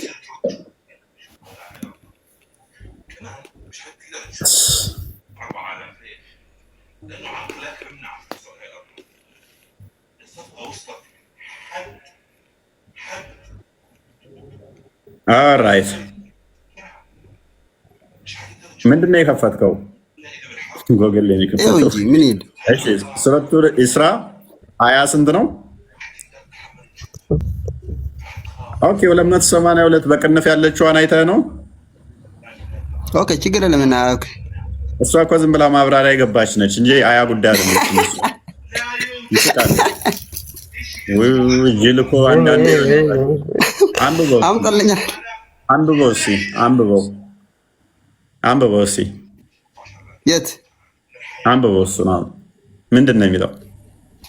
ነቢያችን ሰለላሁ ዐለይሂ ወሰለም ወደ ሰማይ የሆነ ነው ምንትን ነው ማብራሪያ እንዴት እንደሄደ ቤተል መቅደስ ሄዶ ነግሬ ቤተል መቅደስ ሄዶ አንብበው። እሺ አረብኛ አከም እክሬ ምን እያልክ ነው? አይ ከእኔ ብዙ እንትን እውቀት ስለሌለኝ ከወንድሜ ቅራይ ያልኩት ነው። አከሲ ከኒፍካ ሚያቀራው ምን ከኒፍን እንጂ ምን ነው ብትለው ስጣው። ኦኬ ጠብቅ ትንሽ ና እንብላ። ተባረከ ይሁን ጀማ። በቃ ሰብሰብ ብላችሁ ነው ረመዳን እየተከታተላችሁኝ ያላችሁት በየቦታው። ኧረ አይደለም፣ አልሐምዱሊላህ ረመዳችን እያፈጠረን ነው እንጂ አንተ ሰብሰብ አድርገን ለምን እናያለን? ኧረ ተው፣ በየቦታው ሁሌም ስገቡ በየሰብሰብ ብላችሁ አንተ እንትና ጋር አትሄድም? እውቀት ካለ ቆይ ኢብራሂም ጋር እኔ ላስይዝ ወላሂ ኢብራሂም አሁን ለሱ ደውዬ እንትን እልሃለሁ። ኢብራሂም ጋር ሄድ አንተ ትሻላለህ ከሱ። እሱ ብልቱ የተቀጠቀጠበት የሚለውን አሳስቦት ሁሌም ከሱ ውጭ እውቀት የለውም። እሱም ተመቶበታል፣ እዚህ ፈርጥጦ ሄዷል። አሁን እሷን ክፍል አሁን ያንብብልህ። ረመንትን እንደ ፈራሽ ያቅ ነው ተቆሸሽ እኮ አንብበው። ምኑ ላንብብልህ? አንብበው። እሺ አላነባለ እንደ ልጁ አይ ልጅ እንትን ነው እና እንትን ይዟል እና ሰረት እያደረገ ነው እና አንብበው እኮ አንብበው። እሺ ያመጣኸው ነው ምንድን ነው? ወደ አማርኛ ወይ ወደ ሌላ ቋንቋ ወደ እንግሊዘኛ ቀይረው። እሺ ወደ እንግሊዘኛ እና አንብብልኝ። እሺ እውቀት አለህ አይደለም?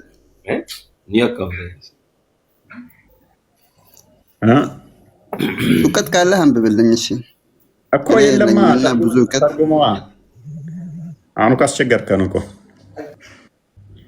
አንተ እኮ 282 ፔጅ አያለው ብለህ እኮ ጭራሽ እንትን አልከን እኮ የሌለውን ማን ላምጣልህ እዚህ አሁን እዚህ ማን ላምጣልህ? ከሴኮች ማን ላምጣልህ?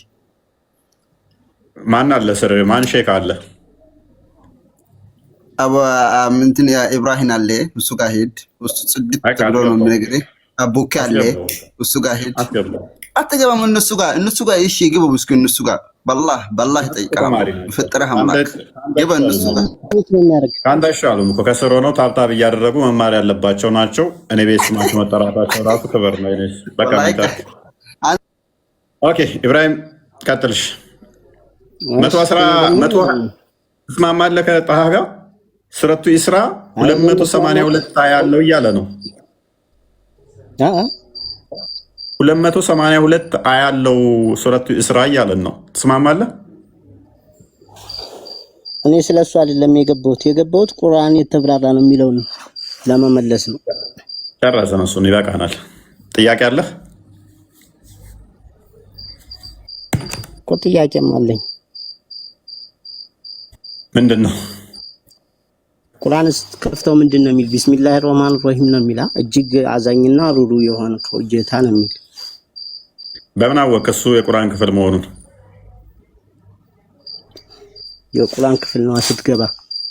በምን አወቅ? ሰዎች ጨምረውበትስ ቢሆን እዚህ ጋር በተግባር የሚነግረኝ አንተ እንደፈለገ ስትሳደብ እንደፈለገ አንቀጹን ስታስተባብለው እንደዚህ ትዕግስትና አዛኝ መሆኑ በጣም ያጅበኛል። ምን ያወጅባል? ለማኝ ስለሆነ ነው። ሱራ ቁጥር 6 ነው አንብቦ እስቲ ምን ይላል? ቁጥር 6 እንደዚህ ያልከውም ቢሆን አዛኝ ሆኖ ቁጭ ማለቱ ምን ይላል? በቃ ቁጥር 6 ምን ይላል? ራሱ በቂ ነው። ቁጥር 6 ምን ይላል? ይሄ በቂ ነው በቃ ለኔ ምን ያህል አዛኝና ምን ያህል ችሎታው ሰፊ እንደሆነ ስለሌለ ነው። ችሎታ ስላለው ሳይሆን ቀጥተኛው መንገድ ምራኝ እያለ ይለምናል። ለማኝ ስለሆነ ነው። ክርስቶስ ደግሞ ቀጥተኛ መንገድ ነው። ታዲያ ሰዎች ይሄ እኮ እኛ ነን ቀጥተኛውን መንገድ ምራኝ የምንለው። አላህ ነው ያለው አይደለም። ምክንያቱም ቁጥር 6 ላይ ቀጥተኛው መንገድ ምራኝ የሚለው አላህ ነው። ቀጥተኛው መንገድ ደግሞ ክርስቶስ ነው። ስለዚህ መራዋለን። ቀጥተኛውን መንገድ ምራኝ በሉ ነው የሚል አይልም። ና ክፈትና ሳይ ና በሉ ነው የሚለው። አንተን ብቻ እንገዛለን አንተን ብቻ እናመልካለን የሚለውስ? ክፈት በል የሚለውን 6ኛውን አያ ክፈትና አሳየን። ቁል የሚለውን አሳየን። አሁን በሉ ይላል። ለአንተ የምትረዳ ከሆነ እኮ ይሄ ብቻ በቂ ነው እኮ። ለምን የምትዋሸው? ባላቃል ለምን ትሸማቀቃለህ? አላህ ጸሎት ያደረገውን አንተ አትረዳማ። የማይረዳ ሰው ጋር እንዴት አድርጌ አስረዳ? እንድረዳ ክፈትና አሳየን። የምትረዳ ከሆነ ቢስሚላሂ ረህማን ረሂም የሚለው ብቻ በቂ ነው። አሳይ ክፈትና። እጅግ አዛኝና ሩሩ የሆንከው አሳይ ክፈትና። አሁን ቁል የሚለውን እሱ ክፍል ላይ አሳየን። በል የሚለውን አሳየን። በሉ ሚል አለ ብለሃል።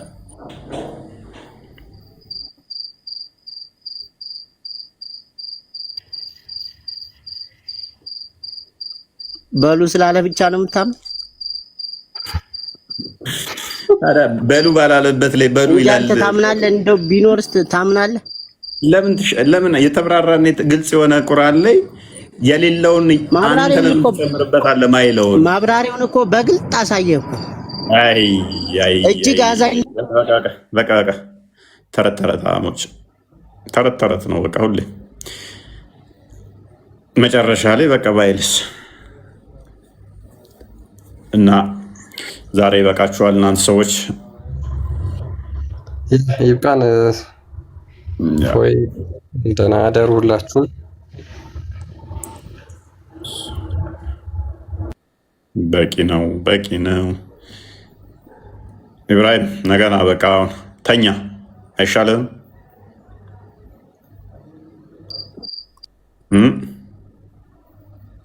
ነገ እንገናኝ። እሺ ግን አላህ ይዘናል። ቀጥተኛው መንገድ ይምራ። አንተ ምን ሆነህ ነው? ሱራ የጠቀስከው ሱረቱ ፈቲሃ ቁጥር 6 ላይ ቀጥተኛው መንገድ ምራ የሚለው አላህ ነው። ሱራ 34 24 ላይ ደግሞ በል እኛ ወይንም በተሳሳተ መንገድ ውስጥ ነን ይላል። አላህ ከሙሐመድ ጋር ስላላወቀው መንገዱን። ሱራ 15 ከ39 ጀምረ ደግሞ ኢብሊስ ደግሞ በቀጥተኛ መንገድ ላይ እንደሚቆምባችሁ፣ እንደሚያጠማችሁ፣ እንደሚያሳስታችሁ መንገዱ ላይ እንደሚቆም ኢብሊስ ተናግሯል። ሱራ 1971 ላይ ደግሞ ሁላችሁም ወራጅ እንጂ አንዳችሁም አትቀሩም ይላል። ስለዚህ አስቀድሞ አላህ ቀጥተኛው መንገድ ምራኝ ብሎ ጸሎት አደረገ ራሱ አላህ። 34:24 ላይ ደግሞ እኛ ወይንም በእናንተ በተሳሳተ መንገድ ላይ ነን ብሎ ደግሞ ግልጽ መሳሳት ውስጥ ሊሆን እንደሚችል ራሱ አላህ ከሙሐመድ ጋር ተናገረ። ኢብሊስ ደግሞ እዛ ቀጥተኛ መንገድ ላይ እንደሚቆም ተናገረ። በዚህም ምክንያት መጨረሻችሁ የነው አለ ሱራ 1971 ላይ ሁላችሁም ወራጅ እንጂ አንዳችሁም አትቀሩም፣ መውረዳችሁ የተረጋገጠ ነው አለ። ሁልሽም ወራጅ ከሆንሽ ወዴት? ወደ ገሃነም። አንድሽም አትቀሪ ከሆነ ወራጅ የምትሆኑት ደግሞ ቀጥተኛ መንገድ ላይ ስላልሆናችሁ ስለጠመማችሁ ወደ ገሃነም ገቢ ትሆናላችሁ ማለት ነው። ትንቢተ ኤርምያስ ምዕራፍ 6 ቁጥር 16 ላይ እነሆ በመንገድ ላይ ቁሙ፣ ቀጥተኛው መንገድ ጠይቁ፣ እውነት ወዴት እንዳለች እወቁ፣ በእርሷም ላይ ሂዱ፣ ለነፍሳችሁ ረፍት ታገኛላችሁ፣ አብዛኞቹ አንሄድባትም አሉ ይላል። ስለዚህ ቀጥተኛዋ መንገድ ፈልገ ማግኘትና በእሷ መሄድ ለነፍስህ ረፍት እንድታገኝ ያደርግሃል። ዮሐንስ ወንጌል ምዕራፍ 14 ቁጥር 6 ላይ እውነት፣ ሕይወት፣ መንገድ እኔ ነኝ አለን ክርስቶስ። የሚያምንብኝ ቢሞት እንኳን ሕያው ይሆናል፣ ሕያው የሆነ ለዘላለም አይሞትም ማለት ዮሐንስ ወንጌል ምዕራፍ 11 ቁጥር 25 ላይ። ስለዚህ እውነት፣ ሕይወት፣ መንገድ እኛ አውቀናል፣ አግኝተናል። አላህ ደግሞ ራሱ ቀጥተኛው መንገድ ነው ይላል። ሙሐመድንም ደግሞ ምን ይለዋል? ወይን እናንተ ወይን እኛ ተሳስተናል በል ይለዋል። በዚህም ምክንያት ገሃነም እንደምንገቡ ደግሞ ቁርአኑ ይናገራል። ስለዚህ አላህ የሚባል አካል የለም። ሙሐመድ ግን ገሃነም ነው። እናንተን ግን እግዚአብሔር ይርዳችሁ ጸሎቴ ነው።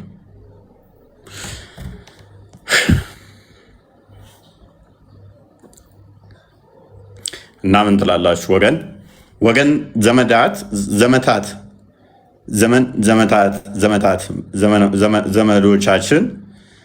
ዘመዶቻችን ምን ትላላችሁ? ቢበቃንስ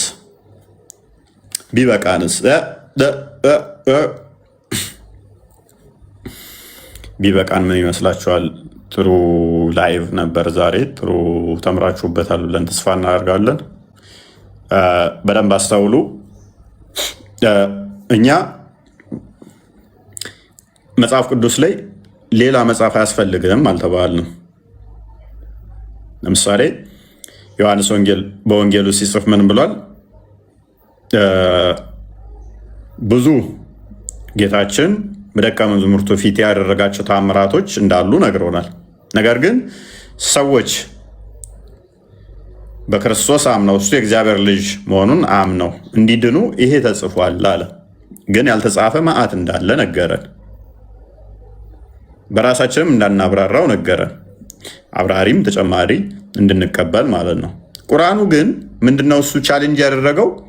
እኔ ግልጽና የተብራራው ነኝ፣ ሌላ አብራሪ አያስፈልገኝም አለ። ሌላ አብራሪ አያስፈልገኝም፣ ሁሉም ነገር ደግሞ በቁርአን ውስጥ ተጽፏል አለ። ከዛ እያንዳንዱ አሁን መተን ስንጠይቅ የለም ጥቁር ድንጋይ ከሰማይ መጣ ኃጢአትን ይቅር ይላል? የለም ቁርአን ላይ። አላህ እጅ አለው ጭንቅላት አለው ወይ? የለም። አላህ በሌሊቱ 1/3 ሲቀር ይወርዳል? በቁርአን ውስጥ የለም። ደጃል ይመጣል? የለም። ደጃል ከአላህ የሚለየው አንድ አይን ነው? የለም። ኢሳ ተመልሶ ይመጣል 40 ዓመት ይገዛል? የለም። ኢሳ ጂዚያን ያስቀራል? የለም። ኢሳ መስቀልን ይሰብራል? አሳማ ይገላል? የለም። አላህ ገሃነምን በእግሩ ይሞላታል? የለም። ሶላት በቀን 5 ጊዜ ይሰግዳሉ? ምን ጊዜ እንዴት መስገድ አለባቸው? የለም። ስንት ርኩ መውረድ አለባቸው? የለም። ሐጅ ያደርጋሉ? የሐጅ ስርዓት? የለም። በመቃብር ውስጥ ሽንት ከነካችሁ ቅጣት አለባችሁ? የመቃብር ቅጣት በቁርአን ውስጥ የለም። የመቃብር ቅጣት የሚባል ራሱ የለም።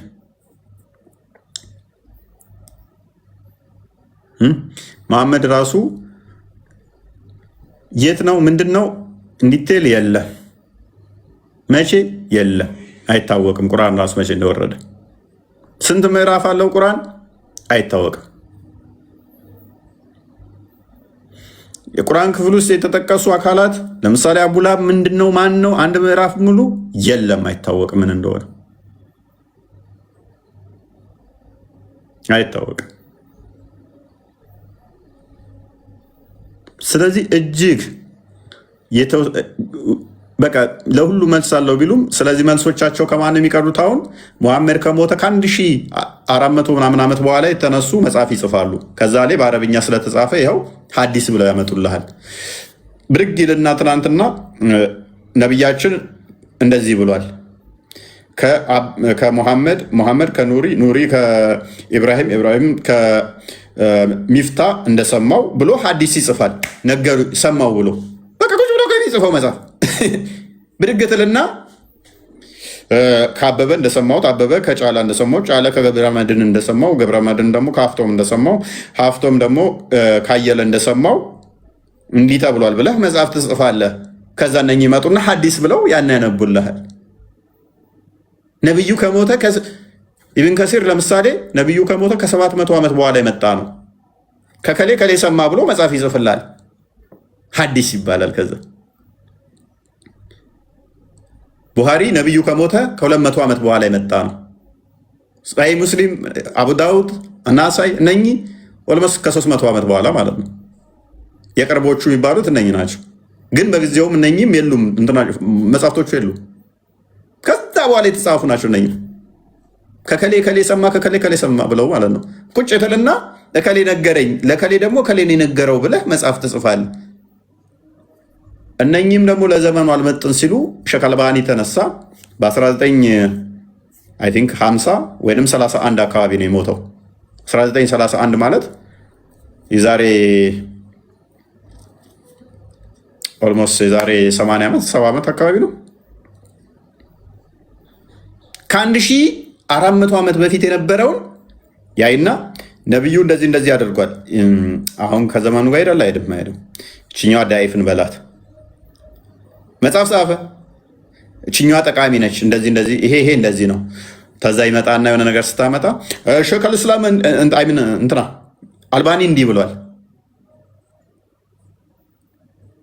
የዛሬ 70 ዓመት የነበረ ሰውዬ ማለት ነው።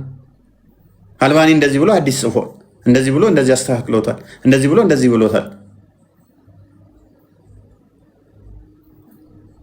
ልክ ጥልዝ የሚያደርጋቸው ሲሆን ጥያቄ ሲነሳ ዳሩ ሰላም ይነሳና እንዲህ ትናንትና የነበሩ ሰዎች ኢብን ባዝ እንዲህ ብሏል። 2000 ላይ የነበረ ሰው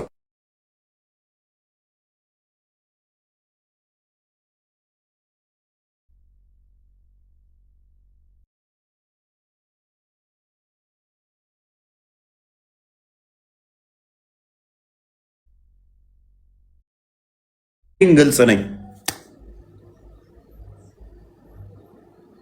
አንዷን ለመደገፍ እጅግ በጣም መዓት መጽሐፍቶች ተጽፈዋል። ነገር ሲልህ በቃ እጅግ ተአምራዊ መጽሐፍ ይመስላል። በአረብኛ የሆነ ነገር ሲባል የሆነ ተአምር ይመስላል። ተርጉሙት በላቸው። በአረብኛ ያወራው ሱብሃንአላህ ምናምን ይልሃል። በአረብኛ ያነብና በአማርኛ በለው በአማርኛ ሲለው ሴንስለስ ሲሆን ምንም ትርጉም አልባ ይሆናል ማለት ነው። በማታውቀው ቋንቋ በዜማ በውብ ዜማ ሲለው ግን ይሸውድሃል። እና እንደዛ ነው። ዛሬ ተምራችሁበታል። በጣም ብዙ ሙስሊሞች ገስት ላይ የሚያየው ነው። ብዙ ተምራችሁበታል ብዬ ተስፋ አድርጋለሁ። እንግዲህ እግዚአብሔር በነገር ሁሉ ይርዳቸው፣ ከተጋረደባቸው ግርዶ ያንን ግርዶ ቀዶ ወደ ብርሃን ያምጣቸው። ደህና ዋሉ፣ ደህና ደሩ። የመሸባችሁ ደህና ደሩ፣ የነጋላችሁ ደህና ደሩ። ቻው።